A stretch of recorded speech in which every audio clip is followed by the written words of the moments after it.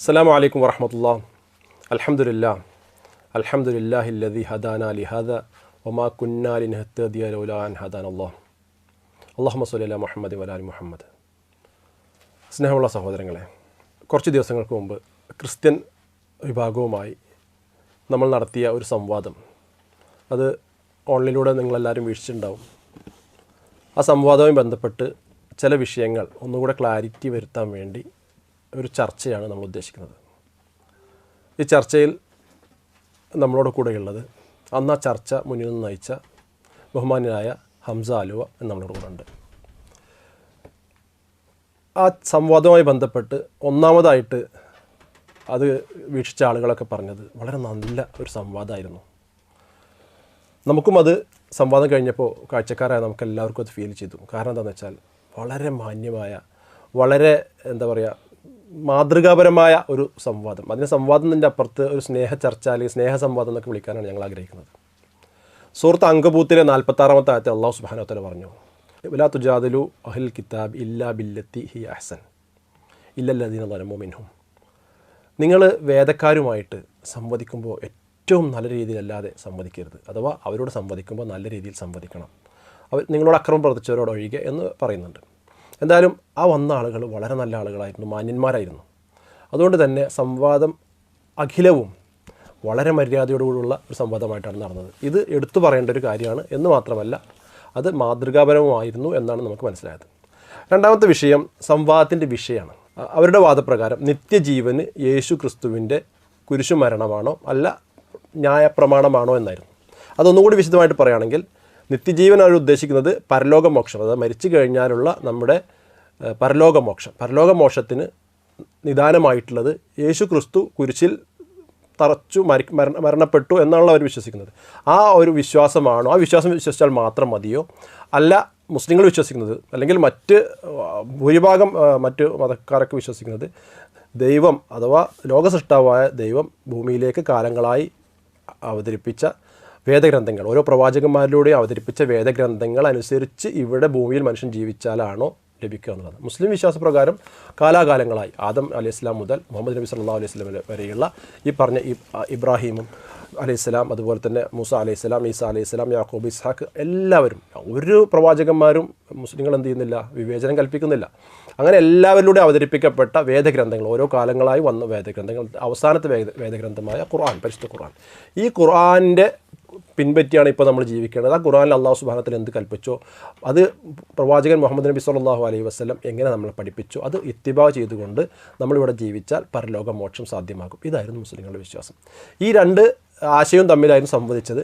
പക്ഷേ എടുത്തു പറയേണ്ട ഒരു കാര്യം എന്താ വെച്ചാൽ, ഞാൻ പ്രത്യേകിച്ച് ഹംസക്കാനെ ആ വിഷയത്തിൽ അഭിനന്ദിക്കുകയാണ്. കാരണം അവിടെ സംസാരത്തിലുടനീളം നമ്മൾ ഈ വാദം സ്ഥാപിക്കാൻ, അവരുടെ വാദം തെറ്റാണ്, അല്ലെങ്കിൽ ഈ പറഞ്ഞ ആളുകളുടെ ഈ ക്രിസ്ത്യൻ വിശ്വാസം, ഇവർ പറഞ്ഞ ഈ യേശു ക്രിസ്തുവിൻ്റെ കുരിശുമരണമാണ് പരലോക മോക്ഷത്തിന് നിദാനം എന്ന വാദം തെറ്റാണെന്ന് തെളിയിക്കാൻ ഒരു ഖുർആനോ ആയത്തോ അല്ലെങ്കിൽ ഒരു ഹദീസോ അല്ലെങ്കിൽ ഇസ്ലാമിക പ്രമാണങ്ങൾ എന്തെങ്കിലും ഉദ്ധരിക്കേണ്ടി വന്നിട്ടില്ല.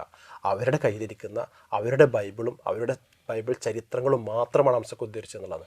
ഏറ്റവും രസകരമായ കാര്യം എന്താ, സംവാദം കഴിഞ്ഞതിന് ശേഷം സംവാദത്തിലേക്ക് വന്ന ഒരാൾ, അവരുടെ കൂട്ടത്തിൽ വന്ന ഒരാൾ, അദ്ദേഹം പറഞ്ഞത് ഞങ്ങൾക്കറിയുന്നതിനേക്കാൾ കൂടുതൽ ബൈബിള് നിങ്ങൾക്കറിയാമല്ലോ എന്നായിരുന്നു. അപ്പോൾ അവരുടെ വാദപ്രകാരം, അവരുടെ കയ്യിലിരിക്കുന്ന വേദഗ്രന്ഥങ്ങൾ പ്രകാരം തന്നെ അത് തെറ്റാണെന്ന് ഞങ്ങൾക്ക് മനസ്സിലായി. എന്തായാലും ഹംസക്കാട് നമുക്കിന്ന് കുറച്ച് ചോദ്യങ്ങൾ ചോദിക്കാനുണ്ട്. അപ്പോൾ ഹംസക്കാട് നമുക്ക് ഒന്നാമത് ചോദിക്കാനുള്ളത്, ആ സംവാദത്തിൽ ഹംസക്ക അവരുടെ തെര്യപ്പെടുത്താൻ ശ്രമിച്ച വിഷയം എന്തായിരുന്നു, അഥവാ അവരുടെ വാദം തെറ്റാണെന്ന് സ്ഥാപിച്ചുകൊണ്ട് ഹംസക്ക അവർക്ക് പറഞ്ഞ് മനസ്സിലാക്കാൻ ഉദ്ദേശിച്ച കാര്യം എന്തായിരുന്നു എന്നാണ് എൻ്റെ ചോദ്യം. അൽഹംദുലില്ലാഹ് വസ്സലാത്തു വസ്സലാമു അലാ അഷ്റഫിൽ മുർസലീൻ. നമ്മൾ കഴിഞ്ഞ ഏതാനും ദിവസങ്ങൾക്ക് മുമ്പ് തൃശ്ശൂർ വെച്ച് ക്രൈസ്തവരായ 1-2 സഹോദരന്മാരുമായിട്ട് നടത്തിയ ഒരു ചെറിയൊരു സ്നേഹ ചർച്ച, അതിലൂടെ ഞാൻ എന്താണ് അവർക്ക് നൽകിയ സന്ദേശം എന്നുള്ളതാണ് ജമാഅത്തിങ്ങൾ ചോദിച്ചിരിക്കുന്നത്. യഥാർത്ഥത്തിൽ ഇന്ന് കാണുന്ന ക്രൈസ്തവ വിശ്വാസം, അവരുടെ കയ്യിലിരിക്കുന്ന ബൈബിൾ, ഈ ബൈബിളിലൂടെ തന്നെ യഥാർത്ഥത്തിൽ അവർ വിശ്വസിക്കുന്ന യേശു ക്രിസ്തു നൽകിയ സന്ദേശം അല്ലെങ്കിൽ യേശു പഠിപ്പിച്ച മാർഗം എന്താണെന്ന് ഏതൊരു വ്യക്തിക്കും കണ്ടെത്താൻ കഴിയുമെന്നുള്ളതാണ് ഞാൻ മുന്നോട്ട് വെച്ച ആശയം. പ്രപഞ്ചത്തിന് സൃഷ്ടാവായിട്ട് ഏകനായ ഒരു ദൈവം മാത്രമേ ഉള്ളൂ. ആ ദൈവിക മാർഗത്തെ പിൻപറ്റിക്കൊണ്ട് ജീവിക്കലാണ് ഏതൊരു മനുഷ്യനെ സംബന്ധിച്ചുകൊണ്ടും മരണശേഷമുള്ള നിത്യതയ്ക്കുള്ള രക്ഷയുടെ മാർഗമെന്ന് പറയുന്നത്. ഇത് ഇന്ന് ഈസാ നബി അലൈഹിസ്സലാമെ അല്ലെങ്കിൽ യേശു ക്രിസ്തുവിനെ പിൻപറ്റിക്കൊണ്ട് കടന്നു വന്ന മുഹമ്മദ് നബി സല്ലല്ലാഹു അലൈഹി വസല്ലമയുടെ ആദർശവും യേശു ക്രിസ്തുവിൻ്റെ ആദർശം ഒന്നായിരുന്നു എന്നുള്ളതാണ് ഖുർആൻ അടിവരയിട്ടുകൊണ്ട് പഠിപ്പിക്കുന്നത്. ഈ ഒരു കാര്യം മനസ്സിലാക്കുവാനായിട്ട് യഥാർത്ഥത്തിൽ ഒരു സംവാദത്തിൻ്റെയോ ഒരു ചർച്ചയുടെ തന്നെ ആവശ്യമില്ലാതെ തന്നെ ഏതൊരു ക്രൈസ്തവ വിശ്വാസിക്കും കണ്ടെത്താൻ കഴിയുമെന്നുള്ളതാണ്. അതിന് അവർ ബൈബിൾ വായിക്കേണ്ട രീതിയെക്കുറിച്ച് ഞാൻ ജസ്റ്റ് ഒരു സന്ദേശം നൽകുക മാത്രമാണ് അതിൽ ചെയ്തിട്ടുള്ളൂ. അതായത് യേശുക്രിസ്തുവിൻ്റെ കാലഘട്ടത്തിൽ യേശു ആ ജനങ്ങൾക്ക് പറഞ്ഞു കൊടുത്ത മാർഗം എന്തായിരുന്നു, അത് കേട്ടുകൊണ്ട് ആ യേശുവിനെ പിൻപറ്റിയവർ എങ്ങനെയാണ് അവരുടെ ജീവിതത്തെ ക്രമപ്പെടുത്തിയതെന്നും അതിനുശേഷം കടന്നു വന്ന പൗലോസ് എന്ന് പറഞ്ഞ വ്യക്തി, നേരത്തെ നിങ്ങൾ ഉദ്ധരിച്ച ആ പൗലോസ് എന്ന് പറഞ്ഞ വ്യക്തി എങ്ങനെയാണ് ഈ ഒരു ആശയം രൂപപ്പെടുത്തിയെടുക്കുകയും അതിന് യഥാർത്ഥ ശിഷ്യന്മാർക്കെതിരെ അദ്ദേഹം ഉപയോഗിച്ചിരിക്കുന്ന ഏറ്റവും എന്താ പറയുക ആദർശപരമായിട്ട് വ്യതിയാനത്തിൻ്റെ മാർഗം എങ്ങനെയായിരുന്നു എന്നുള്ളതുമാണ് ഞാൻ അതിൽ ഉദ്ധരിച്ചത്. അതിന് ഞാൻ ക്രൈസ്തവ വിശ്വാസത്തിൻ്റെ ബൈബിളിലുള്ള ഗ്രന്ഥങ്ങളെ മാത്രമാണ് അതിൽ ഞാൻ ആധാരമാക്കിയിരിക്കുന്നത്. അതല്ലാതെ കണ്ട് ഒരു ബൈബിൾ നിഷേധിയുടെയോ അല്ലെങ്കിൽ വിമർശകൻ്റെയോ ഒരൊറ്റ വാക്ക് പോലും അവിടെ ഉദ്ധരിക്കാതെ എന്തിനധികം പറയണം, വിശുദ്ധ ഖുർആൻ്റെ വചനം പോലും ഞാൻ അവിടെ ഉദ്ധരിക്കാതെ തന്നെയാണ് യേശു ക്രിസ്തു പഠിപ്പിച്ച മാർഗം എന്താണെന്നുള്ളത് ഞാൻ അവിടെ വരച്ച് കാണിച്ചിരിക്കുന്നത്. അത് മനസ്സിലാക്കുന്ന ഏതൊരാൾക്കും ബൈബിൾ വായിക്കുന്ന ഏതൊരാൾക്കും അത് കൃത്യമാണെന്ന് ബോധ്യപ്പെടാൻ യാതൊരു പ്രയാസം ഉണ്ടാവുകയില്ല എന്നും അങ്ങനെ അവർക്ക് യേശുവിൻ്റെ യഥാർത്ഥ മാർഗത്തിലോട്ട് മടങ്ങി വരുവാൻ അവരെ സഹായിക്കണം. അതാണ് ഞാൻ ഉദ്ദേശിച്ച ചർച്ചയുടെ ഉടനീളമുള്ള സന്ദേശം എന്ന് പറയുന്നത്. ഹംസക്ക സംസാരിച്ചപ്പോൾ എനിക്കൊരു കാര്യം ഓർമ്മ വന്നത്, സാധാരണ മുസ്ലിങ്ങൾക്കിടയിൽ ചർച്ചയൊക്കെ നടക്കുമ്പോൾ നമ്മൾ പറയാറുണ്ട് നമ്മൾ മുൻഗാമികളിലേക്കാണ് മടക്കേണ്ടത്. മുൻഗാമികൾ പ്രവാചകൻ്റെയും സല്ലല്ലാഹു അലൈഹി വസല്ലം കൂടെ സഞ്ചരിച്ചിരുന്ന സ്വഹാബാക്കളുടെയും അവർക്കാണ് ദീൻ മനസ്സിലായ ഒന്നാമത്തെ തലമുറ എന്ന് പറയുന്നത്. അവർക്കാണ് ഏറ്റവും പ്രാഥമികമായി ദീൻ മനസ്സിലായവർ, അതായത് സലഫ് സാലിഹ്യങ്ങൾ നമ്മൾ പറയുന്നത്.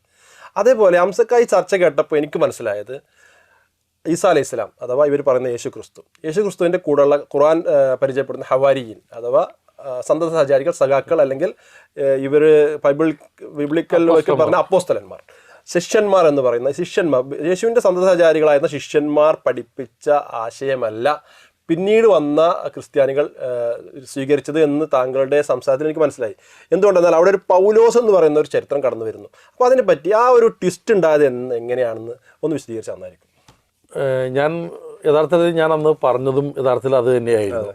കൃത്യമായിക്കൊണ്ട് യേശു ക്രിസ്തു പഠിപ്പിച്ച ആ മാർഗത്തെ പിൻപറ്റിയ ഹവാരികൾ, ആ ഹവാരികളുടെ മാർഗം അവർ ഒത്തൊരുമയോട് കൂടി തന്നെ ആശയത്തെ പ്രബോധനം ചെയ്ത് മുന്നോട്ട് പോകുന്ന കാലഘട്ടം.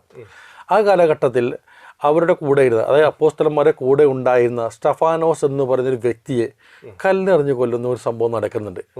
ആ സംഭവത്തിന് ഏറ്റവും മുൻപന്തിൽ വന്ന വ്യക്തിയാണ് സാവുൾ എന്ന് ബൈബിൾ പറയുന്ന അല്ലെങ്കിൽ പൗലോസ് എന്ന് പറയുന്ന ആ വ്യക്തി ഉണ്ടായിരുന്നത്. ഈ സ്റ്റഫാനോസിനെ കല്ലെറിയുവാനായിട്ട് ഏറ്റവും മുൻപന്തിൽ ഉണ്ടായിരുന്ന വ്യക്തിയാണ്. ആ സംഭവത്തോട് കൂടി തന്നെ അവിടെ ഉണ്ടായിരുന്ന വിശ്വാസി സമൂഹം ചിതറിപ്പോകുന്നുണ്ട്. അത് യെരുശലേം വിട്ടുകൊണ്ട് ചിതറിപ്പോകുന്നു. ആ ചിതറിപ്പോയവരെ ഏത് നാട്ടിലാണോ അവർ പോയത് അവിടെ ചെന്നുകൊണ്ട് കൊല്ലുവാൻ യഹൂദ പൗരോഹിത്യത്തിൻ്റെ കയ്യിൽ നിന്നുകൊണ്ട് സമ്മതപത്രം വാങ്ങിച്ച് പുറകെ പോവുകയാണ് സാവുൾ എന്ന് പറയുന്ന അല്ലെങ്കിൽ പൗലോസ് എന്ന് പറയുന്ന വ്യക്തി ചെയ്യുന്നത്. ഈ സാവുൾ എന്ന് പറഞ്ഞ പൗലോസ് എന്ന വ്യക്തി യേശുവിൻ്റെ ശിഷ്യനാണോ? അല്ല, അല്ല, അദ്ദേഹത്തിന്റെ ഹവാരിയിൽപ്പെട്ട ആളും അല്ല, ആ സമയത്ത് അല്ല.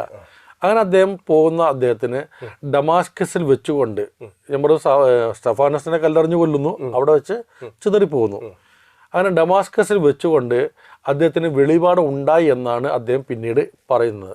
അപ്പോൾ ഈ ജെറുസലേമിൽ നിന്ന് ഡമാസ്കസിലേക്ക് ഇവരെ വധിക്കാൻ വേണ്ടി ജൂത പട്ടാളത്തിൻ്റെ നിന്ന് കാശ് വാങ്ങിച്ചു പോകുന്ന ആളാണ്, അല്ലെങ്കിൽ അവരുടെ പൗരത്തിന്റെ കയ്യിൽ നിന്ന് അച്ചാരം വാങ്ങി അവരെ കൊല്ലാൻ വേണ്ടി പുറത്തേക്ക് പോകുമ്പോൾ അദ്ദേഹം വിശ്വാസിയല്ല. ആ സമയത്ത് യേശുവിന്റെ യഥാർത്ഥ വിശ്വാസഗണത്തിലില്ല.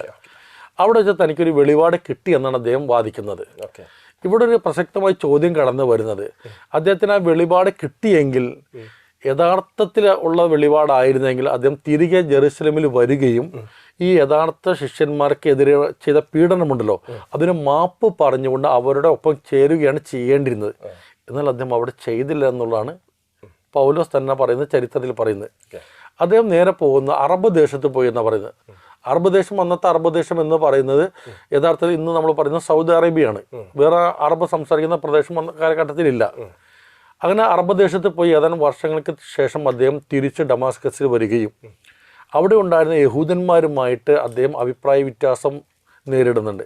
അങ്ങനെ അവിടെയുള്ള യഹൂദന്മാർ അദ്ദേഹത്തെ പീഡിപ്പിക്കുന്നുണ്ട്.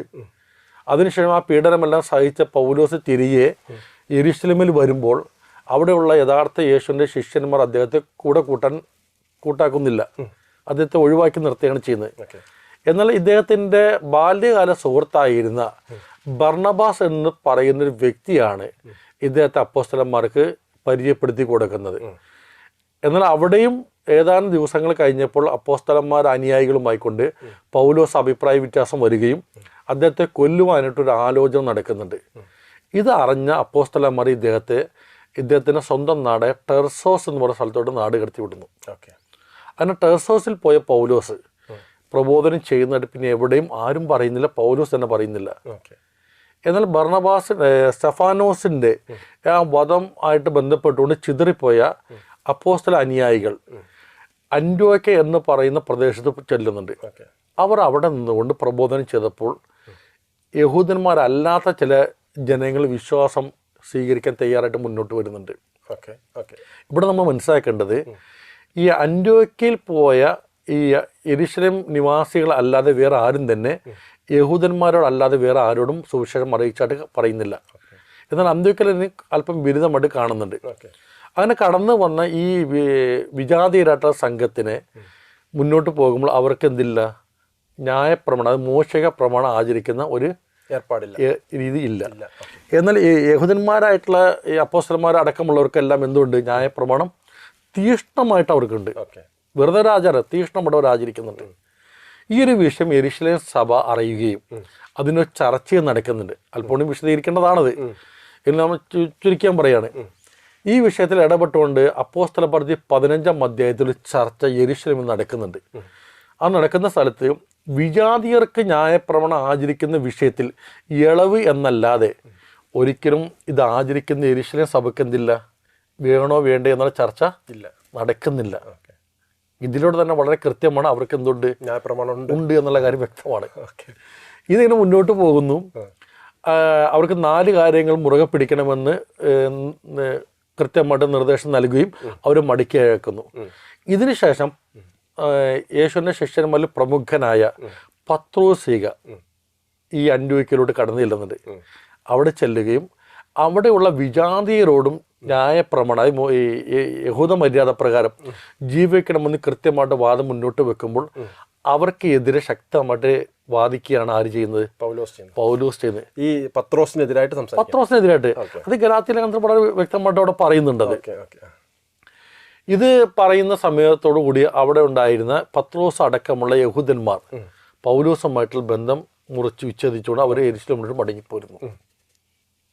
എന്താണ് ഇവിടെ നമ്മൾ പ്രത്യേകം ശ്രദ്ധിക്കേണ്ട ഒരു കാര്യം, ഈ ചർച്ച നടക്കുമ്പോഴും ക്രിസ്തുവിൻ്റെ മരണത്തിലൂടെ രക്ഷ ഉണ്ടെന്നോ ക്രിസ്തുവിൻ്റെ മരണത്തിലൂടെ ന്യായപ്രമാണം കാലഹരണം പെട്ടുപോയി എന്നൊരു അധ്യാപനം പൗലോസ് പോലും പറയുന്നില്ല എന്നുള്ളതാണ് വളരെ ശ്രദ്ധയോടെ നമ്മൾ ശ്രദ്ധിക്കേണ്ട ഒരു കാര്യമാണ്. ഇവിടെ ഒന്നും പറയുന്നില്ല. പിന്നെ എന്തുകൊണ്ടാണ് ഇത് പറയേണ്ടി വന്നത്? ഞാൻ നേരത്തെ അന്നത്തെ സംഭവത്തിൽ പറഞ്ഞിട്ടുണ്ടായിരുന്നു. ഇതിനുശേഷം പൗലോസ് പ്രബോധനം ചെയ്ത വിജാതീയ നാടുകൾ ഒത്തിരിയുണ്ട്. കാരണം നമുക്കറിയാം ഇന്നത്തെ പോലെ കമ്മ്യൂണിക്കേഷൻ അന്നില്ല. അത് പിന്നീടാണ് അവരറിയുന്നത്. എന്തറിഞ്ഞു? വിജാതീയരായ ഒരുപാട് നാടുകളിലുള്ള ജനങ്ങൾ ഈ യേശുവിനെ കൈക്കൊണ്ടിട്ടുണ്ട്, അവർക്ക് പ്രമാണമില്ല എന്നുള്ളത് അവരറിയുന്നു. ഈ അറിഞ്ഞ നാടുകളിലേക്ക് അവരെന്ത് ചെയ്തു? പ്രമാണം ആചരിക്കണമെന്ന് പറഞ്ഞുകൊണ്ട് കത്തുകൾ എഴുതി, അല്ലെങ്കിൽ അവർ നേരിട്ട് ശിഷ്യന്മാരെ വിട്ട് പ്രബോധനം നടത്തിയിട്ടുണ്ട് ഈ യെരുശലേം സഭ. ഇത് ഞാൻ പറയുന്നത് ഈ കത്തോലിക്ക ബൈബിളിനെ തന്നെ ഗലാത്യ ലേഖനത്തിന്റെ ആമുഖത്തിൽ ഈ വിഷയം വിശദീകരിച്ചിട്ടുണ്ട്. അപ്പൊ തന്നെ ഈ പറഞ്ഞ ജിൻഡോയുടെ പൊളിയാണ് ചെയ്യുന്നത്. അവര് വിശ്വസിച്ചിട്ടുണ്ട്, വിശ്വാസം മാത്രം പോരാ, അവർ പ്രമാണം ആചരിക്കണം, കൽപ്പനകൾ അംഗീകരിക്കണം. അവിടെ മറച്ചു വെച്ചിരിക്കുന്നത് എന്താണെന്ന് വെച്ചിട്ടുണ്ടെങ്കിൽ യെരുശലേമിലുള്ള ന്യായപ്രമാണവാദികൾ എന്ന് പറയാണ്. ഇവിടെ മനസ്സിലാക്കേണ്ടത് ന്യായപ്രമാണവാദികൾ എന്ന് പറയുമ്പോൾ ന്യായപ്രമാണം ഉണ്ടെന്നാണ്. ഉണ്ട്. ഇവരവിടെ ഒരു ട്വിസ്റ്റ് ചെയ്യുന്നത് അപ്പോസ്തലന്മാർക്ക് ഇല്ല, സാധാരണക്കാർക്കുണ്ട്. എങ്കിൽ യെരുശലേമിന്റെ ചർച്ച അവിടെ നടക്കണ്ടേ? അവരുടെ ഇടയിൽ ചർച്ചയില്ല. ഇതറിഞ്ഞ വിജാതീയ നാടുകളിലേക്ക് പ്രമാണം ആചരിക്കണമെന്ന് പറഞ്ഞുകൊണ്ടും അവർ പ്രബോധനം നടത്തുകയും അവിടെയുള്ള വിജാതിയർ പ്രമാണം ആചരിക്കാൻ തയ്യാറാകുകയും ആചരിക്കാത്ത ജനങ്ങളടുത്ത് ആചരിക്കണമെന്നും പറഞ്ഞു. ഇതറിഞ്ഞ പൗലോസ് ഗലാത്യർക്ക് ലേഖനം എഴുതുകയാണ്. ക്രിസ്തുവിന്റെ മരണത്തിലൂടെ ന്യായപ്രമാണം കാലഹരണപ്പെട്ടു. ഇവിടെ മുതലാണ് ആദ്യമായിട്ട് ഈ ഒരു വാദം മുന്നോട്ട് വെക്കുന്നത് പൗലോസിന്റെ ലേഖനമാണ്, ഗലാത്യൻ ലേഖനമാണ്. അതെ, ഇതല്ലാതെ ബൈബിളിൽ എവിടെയും യേശു ക്രിസ്തുവിന്റെ വാക്കായിട്ടോ അല്ലെങ്കിൽ യേശു ക്രിസ്തുവിന്റെ ഈ ബാക്കിയുള്ള പത്രോസ് പോലെയുള്ള നേർക്കുനേരെയുള്ള അപ്പോസ്തലന്മാരുടെ വാദമായിട്ടോ ബൈബിളിൽ എവിടെയും പറയുന്നില്ല. അതിന്റെ മരണമാണ് മനുഷ്യ നിത്യജീവന ആധാരം എന്ന് പറയുന്നില്ല. ഇല്ല, അതുകൊണ്ടാണല്ലോ ഞാൻ എൻ്റെ ഒന്നാമത്തെ ചോദ്യം നിങ്ങൾക്ക് ശ്രദ്ധിച്ചാൽ അറിയാൻ പറ്റും. എൻ്റെ ചോദ്യം എന്തായിരുന്നു? ക്രിസ്തുവിൻ്റെ മരണത്തിലൂടെ രക്ഷയുണ്ട് എന്ന് ആദ്യമായിട്ട് പറഞ്ഞത് ആരാണെന്ന് ഞാൻ ചോദിച്ചത്. ജിൻഡോ ആ ചോദ്യത്തിന് എവിടെയും മറുപടി പറയാനായിട്ട് അല്ലാതെ തൊട്ടിട്ടില്ല. അദ്ദേഹം അതിന് പറഞ്ഞത് എബ്രഹാമിന്റെ ബലിയെ ഇതിനെ സൂചിപ്പിക്കുന്നൊരു അങ്ങനെ വ്യംഗ്യമായിട്ട് അവിടെ ഇവിടെയൊക്കെ ഓരോ എന്തോ സൂചനകളുണ്ട്. ഞാൻ ആ ചോദ്യത്തിൽ തന്നെ പറഞ്ഞു, നിങ്ങൾക്ക് അങ്ങനെ തോന്നുന്ന ഇതാണെങ്കിൽ അത് ആ വാക്യത്തിന് ആരാണ് വിശദീകരിച്ചെന്ന് ചോദിച്ചു. അദ്ദേഹം എവിടെയും ഒരു വ്യക്തിയുടെ പേര് പറഞ്ഞിട്ടില്ല. എന്നാൽ ബൈബിളിൽ ഈ പറഞ്ഞ ഗലാത്യ ലേഖനത്തിൽ പറയുന്നുണ്ട്. അപ്പോൾ ഇവിടെയാണ് നമ്മൾ മനസ്സിലാക്കേണ്ടത്, ഈ അപ്പോസ്തലന്മാരുടെ ഉപദേശം ചെന്ന നാടുകളിലേക്ക് അപ്പോസ്തല ഉപദേശം തെറ്റാണെന്ന് പറയുവാൻ വേണ്ടിയാണ് ഈ വാദം പൗലോസ് ആദ്യമായിട്ട് പറഞ്ഞതെന്നുള്ളതാണ്. അവിടെ മുതലാണ് എന്ത് വരുന്നത്, ഈ യേശുവിൻ്റെ മരണത്തിലൂടെയുള്ള രക്ഷ എന്ന് പറയുന്നൊരു ആശയം കടന്നു വന്ന്. ചുരുക്കി പറഞ്ഞാൽ യേശു പഠിപ്പിച്ചതും യേശുവിൻ്റെ അപ്പോസ്തലന്മാർ പഠിപ്പിച്ചതും താങ്കൾ സമാധി പറഞ്ഞ 28 കൊല്ലത്തോളം അവിടെ ഉണ്ടായിരുന്ന യഹൂദ സഭ ആചരിച്ചതുമായ വിശ്വാസത്തിനെതിരായിട്ട് പൗലോസ് ലേഖനം എഴുതുകയും ആ ലേഖനം പിൽക്കാലത്ത് അത് സത്യത്തിനേക്കാൾ മുൻകടന്നുകൊണ്ട് ഇന്ന് കാണുന്ന ലോകത്തുള്ള ഭൂരിപക്ഷം ക്രിസ്ത്യാനികളും അത് അംഗീകരിക്കുകയും ചെയ്യുന്ന ഒരു നിലപാടിലേക്കാണ് വന്നതെന്നുള്ളതാണ്. തീർച്ചയായിട്ടും ഞാൻ അന്ന് സംഭവത്തിൽ പറയാൻ വിട്ടുപോയൊരു വാക്യമുണ്ട്, വളരെ പ്രസക്തമായ വാക്യമായിരുന്നത്. ലൂക്കോസിന്റെ സുവിശേഷം 16-ാം അധ്യായത്തിന്റെ 19 മുതൽ 30 വരെയുള്ള വചനങ്ങൾ ശ്രദ്ധിച്ചു കഴിഞ്ഞാൽ എബ്രഹാം, അതായത് വിശ്വാസിയുടെ പിതാവായ എബ്രഹാമിന്റെ മടിയിൽ കിടക്കുന്ന ലാസറും അതുപോലെ തന്നെ യാതൊനിൽ കിടക്കുന്ന ഒരു ധനവാനും തമ്മിലുള്ള ചർച്ചയുണ്ട്. ആ ചർച്ചയിൽ പറയുന്നത് ആരാ പറയുന്നത്? യേശുക്രിസ്തു പറയുന്ന കഥയാണത് അവിടെ പറയാണത്. അതിൽ പറയുന്നതാണത് മോശയുടെ അവിടെ ധനവാൻ പറയുന്നത് ലാസറിനെ ഒന്ന് വിടണം. എന്തിനു വേണ്ടിയിട്ടാണ്? ഈ എൻ്റെ സഹോദരന്മാർ അവിടെ ഉണ്ട്, അവർ യഥാർത്ഥത്തിൽ വിശ്വാസം ആകുവാനായിട്ട് വിടണമെന്ന് പറയുമ്പോൾ തിരിച്ചു കൊടുക്കുന്ന മറുപടി, അവിടെ മോശയും പ്രവാചകന്മാരും ഉണ്ടല്ലോ, അവരുടെ വാക്കുകൾ കേൾക്കട്ടെ, അത് കേൾക്കാത്തവൻ മരിച്ചവൻ ചെന്ന് പറഞ്ഞാലും കേൾക്കില്ല എന്ന് പറയുന്ന ഒരു കഥ അവിടെ പറയുന്നുണ്ട്. അത് നിങ്ങൾ ആ ബൈബിൾ നിങ്ങൾക്ക് ആർക്കും പരിശോധിക്കാവുന്നതാണ്. അവിടെയും പറയുന്നതാണ്, യേശു പഠിപ്പിക്കുന്നതാണ്, പ്രവാചകന്മാരുടെ വാക്കുകൾ കേട്ട് ജീവിച്ചാൽ കിട്ടും എന്നുള്ളതാണ്, നിത്യജീവൻ ലഭിക്കും, സ്വർഗീയ അനുഭൂതി കിട്ടുമെന്ന് കൃത്യമായിട്ട് പറയുന്ന വാക്യമുണ്ട്. അപ്പോൾ ഇതെല്ലാം മറച്ചു വെച്ചുകൊണ്ടാണ് യഥാർത്ഥത്തിൽ ചർച്ച മുന്നോട്ട് കൊണ്ടുപോകാനായിട്ട് ജിൻഡോ ബ്രദർ ശ്രമിച്ചെന്നുള്ളതാണ്. ഈ വിഷയം ക്ലിയർ ആണ്. ഇനി നമുക്ക് ഈ വിഷയത്തിൽ നമ്മൾ ചർച്ചയിൽ ബ്രദർ ജിൻഡോ അങ്ങനെ സൂചിപ്പിച്ച് പോയെങ്കിലും ആ വിഷയം ഒന്നുകൂടി ക്ലിയർ ആവേണ്ടതുണ്ട് എന്നുള്ളതുകൊണ്ടാണ്. അഥവാ ബ്രദർ ജിൻഡോയുടെ വാദം അല്ലെങ്കിൽ ക്രിസ്ത്യാനികളുടെ വിശ്വാസപ്രകാരം ആദം അലൈഹിസ്സലാം അവർക്കൊരു തെറ്റ് സംഭവിച്ചു. നമ്മളെ മുസ്ലിം വിശ്വാസപ്രകാരം അദ്ദേഹത്തിന് തെറ്റ് സംഭവിച്ചു. മുസ്ലിം വിശ്വാസപ്രകാരമാണെങ്കിൽ ഖുർആനിൽ പറഞ്ഞതുപോലെയാണെങ്കിൽ അദ്ദേഹം അതിന് അള്ളാഹുവിനോട് തൗബ ചെയ്തു, അള്ളാഹു അത് പുറത്തു കൊടുത്തു എന്നാണ് ഖുർആനിൽ പഠിപ്പിക്കുന്നത്. പക്ഷേ ഇവരുടെ ക്രിസ്ത്യാനികളുടെ വിശ്വാസപ്രകാരം ആ പാപം ആദം ചെയ്തതിനാലെ ആദം മുതൽ യേശുക്രിസ്തു വരുന്നത് വരെയുള്ള മുഴുവൻ മനുഷ്യരും അതിലാരൊക്കെ പെട്ടു? വിശ്വാസികളുടെ പിതാവായ അബ്രഹാം പെട്ടു, യാക്കോബ് പെട്ടു, നോഹ പെട്ടു, യൂസഫ് പെട്ടു, മൂസ അലൈഹിസ്സലാം, മോശ എന്ന് പറയുന്ന അവരൊക്കെ എന്താണ് പാപികളായി എന്നുള്ളതാണ്. ഇവിടെ തന്നെ നമുക്കൊരു കൺഫ്യൂഷൻ ഉണ്ട്. കാരണം ഒരാൾ പാപം ചെയ്തതിൻ്റെ എല്ലാ പുറകെ വരുന്നവർ മുഴുവനും പാപിയാകുന്നത് എങ്ങനെ എന്നുള്ളൊരു ചോദ്യമുണ്ട്. രണ്ടാമത്തത്, ഇവർ മുഴുവൻ ആരും സ്വർഗത്തിൽ പ്രവേശിക്കാതെ ഇവരൊക്കെ പാതാളത്തിലായിരുന്നാണ് ജിൻഡോ അവിടെ പറഞ്ഞത്. ഇവരെല്ലാവരും മരിച്ചവരൊക്കെ ഈ പറഞ്ഞ വിശ്വാസികളുടെ പിതാവ് എന്ന് പറഞ്ഞാൽ അബ്രഹാം മുതലുള്ളവരെല്ലാവരും അവിടെ പാതാളത്തിൽ പോയി. അവർക്കൊരിക്കലും സ്വർഗ്ഗപ്രവേശനം സാധ്യമായിട്ടില്ല. സ്വർഗ്ഗപ്രവേശനം സാധ്യമാക്കാൻ വേണ്ടി മനുഷ്യരൂപത്തിൽ ദൈവം തന്നെ അവതരിച്ച് യേശുവായി വന്ന് യേശു സ്വയം കുരിശിൽ മരിച്ച് ആ രക്തവും മാംസവും ഒക്കെ അവിടെ ഒഴുകിയതോടുകൂടി മനുഷ്യൻ്റെ പാപം കഴുകിപ്പോയി. ഇതിലൊരു ലോജിക്ക് നമുക്ക് മനസ്സിലാവുന്നില്ല. എന്താണ് ഇവരോട് ഉദ്ദേശിക്കുന്നത്? പിന്നെ അവിടെ നിന്ന് ഇങ്ങോട്ടുള്ള മനുഷ്യന്മാർക്ക് മുഴുവൻ എന്ത് വേണ്ട, ദൈവത്തിൻ്റെ കൽപ്പന ഒന്നും അനുസരിക്കേണ്ടതില്ല, ആ പാപം പരിഹാരമായിട്ട് യേശു മരിച്ചിട്ടുണ്ടെന്ന് വിശ്വസിച്ചാൽ മാത്രം മതി. നമ്മളിലേക്ക് ദൈവത്തിൻ്റെ ഇത് വരും. പിന്നെ നമ്മളാരും പാപം ചെയ്യൊന്നുമില്ല. നമ്മൾ ചെയ്യുന്ന പാപമൊന്നും പാപമല്ല, വെറും ഒരു വിശ്വാസം ഉണ്ടായാൽ മതി. നമുക്കൊരു ദൈവിക എന്താ പറയുക നിയമങ്ങളും അനുസരിക്കേണ്ടതില്ല. അങ്ങനെ ദൈവ അനുസരിക്കുന്നവർ മണ്ടന്മാരെന്നൊക്കെ അദ്ദേഹം പറഞ്ഞത് അതൊക്കെ വളരെ മോശമാക്കി. അത് മാത്രമല്ല, അദ്ദേഹം ആ മോശയുടെ കൽപ്പനയെ കുറിച്ച് പറഞ്ഞത് അത് അന്ധവിശ്വാസം എന്ന് വരും പറഞ്ഞു പോയിട്ടുണ്ട്. അപ്പോൾ ആരാണ് മോശയ്ക്ക് കൽപ്പന കൊടുത്തത്? ദൈവമാണ്. അപ്പോൾ ദൈവനിഷേധം നമ്മളവിടെ പറഞ്ഞു, ഹംസക്കാട് പറഞ്ഞല്ലോ. അപ്പോൾ ഈ ഒരു ആദിപാപത്തെ പറ്റി ഒന്ന് എന്താ കാഴ്ചപ്പാട് എന്താണ്, ശരിക്കും ഇതിൻ്റെ ഒരു വസ്തുത എന്താണെന്നൊന്ന് പറഞ്ഞു തന്നായിരിക്കും. ഈ വിഷയം നമ്മൾ പരിശോധിക്കുമ്പോൾ ആദ്യമായിട്ട് നമ്മൾ മനസ്സിലാക്കേണ്ടത് ഇബ്രാഹിം നബി അലൈഹി ഇസ്ലാം എന്താണ് എന്നുള്ള ക്രൈസ്തവർക്ക് മനസ്സിലായിട്ടുണ്ടോ എന്നുള്ളതാണ്. കാരണം യേശുക്രിസ്തുവും യഹൂദന്മാരുമായിട്ടുള്ള ചർച്ച യോഹന്നാൻ്റെ സുവിശേഷം 8-ാം അധ്യായത്തിലാണ് തോന്നുന്നു. അവിടെ വിശദീകരിക്കുന്ന സ്ഥലത്ത് പറയുന്നുണ്ട്, അവർ എബ്രാഹാമിൻ്റെ മക്കളാണ് എന്ന് വളരെ ആവേശത്തോടു കൂടി പറയുമ്പോൾ യേശു പറയുന്നത് നിങ്ങൾ എബ്രാഹിമിൻ്റെ മക്കളാണെന്ന് പറയും. തുടർന്ന് തൊട്ട് ചേർന്ന് പറയാണ് നിങ്ങൾ എബ്രാഹിമിൻ്റെ മക്കളല്ല എന്നും പറയാണ്. അപ്പോൾ ആണെന്നും അല്ലെന്നും പറഞ്ഞു. അപ്പോൾ ഇത് ആണ് എന്ന് പറഞ്ഞത് പരമ്പര കൊണ്ട് ആണ് എന്നുള്ളതാണ് അവിടെ കൊടുത്തത്.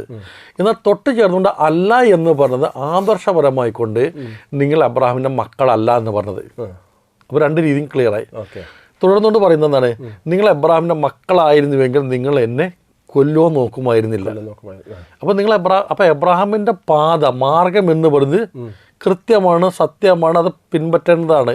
അത് നിങ്ങൾക്കില്ല, ആദർശപരമായിട്ട് നിങ്ങൾക്കില്ല എന്ന് ക്രിസ്തു പറഞ്ഞ ഈ അബ്രഹാമിനെ, അതായത് ഒന്നുകൂടി വിശദമായിട്ട് പറഞ്ഞാൽ സെമിറ്റിക് മതങ്ങൾ എന്ന് പറയുന്ന ജൂത, ക്രിസ്ത്യൻ, ഇസ്ലാം, ഈ 3 മതങ്ങളും വിശ്വാസികളുടെ പിതാവ് എന്ന് പറയുന്ന ഇബ്രാഹിം നബി അലൈഹി സ്വലാം, ഈ ഇബ്രാഹിം നബി അലൈഹി സ്വലാമിൻ്റെ മാർഗത്തെ പാടെ നിഷേധിക്കുന്ന രീതിയിലാണ് ജിൻഡോ ബ്രദർ അന്ന് അവിടെ സംസാരത്തിൽ ഉടനീളം നടത്തുക. അന്ധവിശ്വാസം എന്ന് പറയുന്നത് പരിചയനെ കുറിച്ച് പറഞ്ഞപ്പോൾ ഇബ്രാഹിം നബി ചെയ്തിട്ടുണ്ട്. അവിടെ അന്ധവിശ്വാസം എന്നാണ് പറഞ്ഞിരിക്കുന്നത്. ഇത് എന്ത് അടിസ്ഥാനത്തിലാണ് ഇബ്രാഹിം നബി ഇവർ നിശ്ചയിച്ചെന്ന് മനസ്സിലാക്കാൻ കഴിയുന്നില്ല. എനിക്ക് തോന്നുന്നത് ഇവർക്ക് ഇബ്രാഹിം നബിയുടെ അധ്യാപനവും മാർഗവും ഇവർക്ക് ഉൾക്കൊള്ളാൻ മാനസികമായിട്ട് എന്തോ പ്രയാസമുണ്ട്.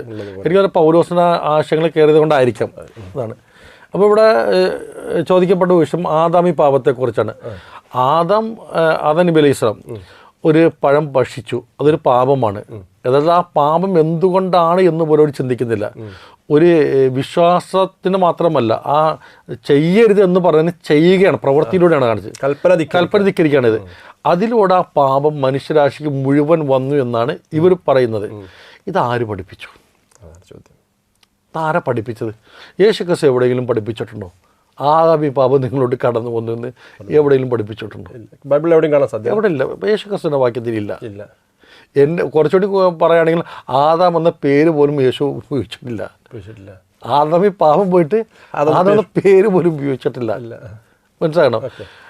ഇവിടെയാണ്. അപ്പോൾ ആ പാപം കടന്നു വന്നെന്ന് ഇവർ പറയണം. ഇത് പൗലോസിൻ്റെ അധ്യാപനത്തിലുണ്ട്, ഇല്ല നമ്മൾ പറയുന്നില്ല. ഇതിനെയാണ് ഇവർ മനസ്സിലേറ്റിക്കൊണ്ട് ഈ ആദാമി പാപം കടന്നു വന്നതെന്ന് വിശ്വസിക്കുന്നത്. ഇനി ആദം മുതൽ യേശുക്രിസ്തു വരെയുള്ള സമൂഹത്തിന് രക്ഷയ്ക്ക് എന്താണ് ദൈവം നൽകിയതെന്ന് പറയണ്ടേ? എവിടെയെങ്കിലും ജിൻഡോ പറഞ്ഞോ? എവിടെയും പറഞ്ഞില്ല. ഇവിടെ നമ്മളെ സംബന്ധിച്ച് വളരെ കൃത്യമായിട്ട് പറയാൻ കഴിയുന്നത് പടച്ചവൻ്റെ മാർഗനിർദ്ദേശമാണ് ഒന്നാമത്തെ മനുഷ്യൻ മുതൽ അവസാന മനുഷ്യൻ വരെയുള്ള ആധാരമായിട്ട് ഒറ്റ മാർഗം. അപ്പോൾ ക്രിസ്റ്റൽ ക്ലിയറാണ്. ഇവിടെ ഒരു കാര്യം എനിക്ക് പറയാനുള്ളത്, അന്ന് ജിൻഡോ 1-2 വട്ടം ആവർത്തിച്ച് പറഞ്ഞൊരു കാര്യമുണ്ട്. ഓരോ പ്രവാചകന്മാർക്കും വ്യത്യസ്തമായ കൽപ്പനകളായിരുന്നു അല്ലെങ്കിൽ നിയമങ്ങളായിരുന്നു എന്നുള്ളത്. ഇത് ജിൻഡോക്ക് എവിടെ നിന്ന് കിട്ടിയെന്ന് എനിക്കറിയാം. ഇസ്ലാമിൽ അങ്ങനെ ഒരു കാര്യമില്ല. ഇസ്ലാമിൽ വളരെ ക്ലിയർ ആയിട്ട് പറയുന്നത് എല്ലാ മനുഷ്യരും ഒറ്റ നിയമം തന്നെയാണ്. അതിൽ സാഹചര്യത്തിനനുസരിച്ച് ചെറിയ മാറ്റം, അടിസ്ഥാനപരമായിട്ടുള്ള നിയമം ഒന്ന് തന്നെയാണ്. ഒന്നാമത്തെ നിയമം എന്ന് പറഞ്ഞാൽ ഏകദൈവത്തെ നിങ്ങളെ സൃഷ്ടിച്ച ഏകദൈവത്തെ മാത്രം ആരാധിക്കുക. ഖുർആൻ എടുത്ത് പറയുന്നുണ്ട്. അത് എല്ലാ പ്രവാചകർക്കും നൽകിയെന്ന് പറയുന്നുണ്ട്. അത് പറയാനുള്ളത് ഒറ്റ പ്രവാചകന്മാർ നാം അയച്ചിട്ടില്ല എന്നാണ് ഖുർആൻ പറയുന്നത്.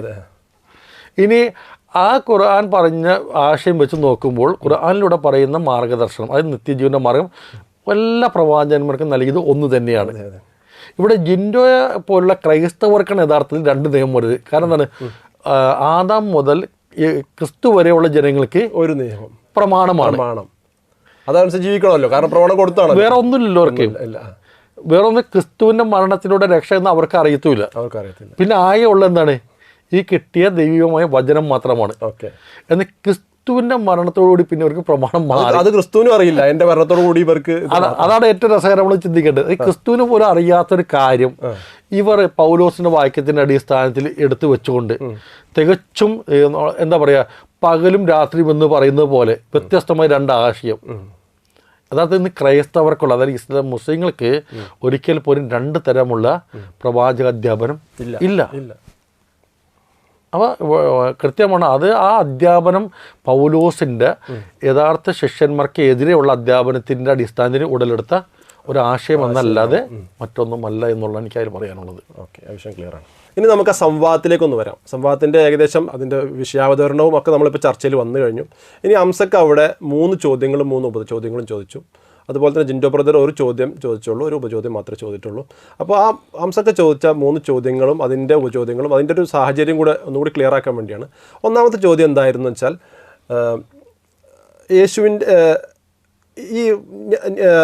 യേശുവിൻ്റെ കുരിശുമരണം അതിലൂടെയാണ് നിത്യജീവൻ അല്ലെങ്കിൽ പരലോക രക്ഷ കിട്ടുക എന്നുള്ളത് ആരാണ് പഠിപ്പിച്ചതെന്നായിരുന്നല്ലോ. എന്തായിരുന്നു താങ്കളുടെ ആ ചോദ്യത്തിൻ്റെ, അല്ലെങ്കിൽ അതിന് എന്ത് മറുപടിയാണ് താങ്കൾ ഉദ്ദേശിച്ചത്, അല്ലെങ്കിൽ ജിൻഡോ ബ്രദർ മറുപടി നൽകിയിട്ടുണ്ടോ? മറുപടി നൽകിയിട്ടുണ്ടോ എന്നുള്ളത് എനിക്ക് പറയാനുള്ളത് ഓരോ പ്രേക്ഷകരുമാണ് അത് തീരുമാനിക്കട്ടെ എന്നുള്ളത്. പിന്നെ ചോദിക്കപ്പെട്ടതുകൊണ്ട് ഇപ്പം എൻ്റെ ഇത് ചോദിച്ചുകൊണ്ട് ഞാൻ പറയുകയാണ്, തീർച്ചയായിട്ടും ആ ചോദ്യത്തിൻ്റെ എവിടെയും ജിൻഡോ ബ്രദർ വന്നില്ല എന്നുള്ളതാണ്. കാരണം ഞാനത് ചോദിക്കാൻ കാരണം ഇന്ന് ക്രൈസ്തവരുടെ, അതായത് ന്യൂ ടെസ്റ്റ്മെൻറ്റിൻ്റെ അടിസ്ഥാനത്തിൽ എല്ലാ വിഭാഗവും പറയുന്നൊരു കാര്യമാണ്, യേശു ക്രിസ്തു നമ്മുടെ പാപത്തിന് വേണ്ടി ക്രൂശിൽ മരിച്ചു, അത് അടക്കപ്പെട്ടു, മൂന്നാം നാൾ ഉയർത്തപ്പെട്ടു എന്നുള്ള വിശ്വാസമാണ് രക്ഷയ്ക്ക് ആധാരം എന്നുള്ളതാണ് ക്രൈസ്തവരുടെ വിശ്വാസത്തിൻ്റെ അടിത്തറ എന്ന് പറയുക, ബേസാണത്. ഇതാര് പഠിപ്പിച്ചു എന്നുള്ളതാണ് ഞാൻ ചോദിച്ചത്.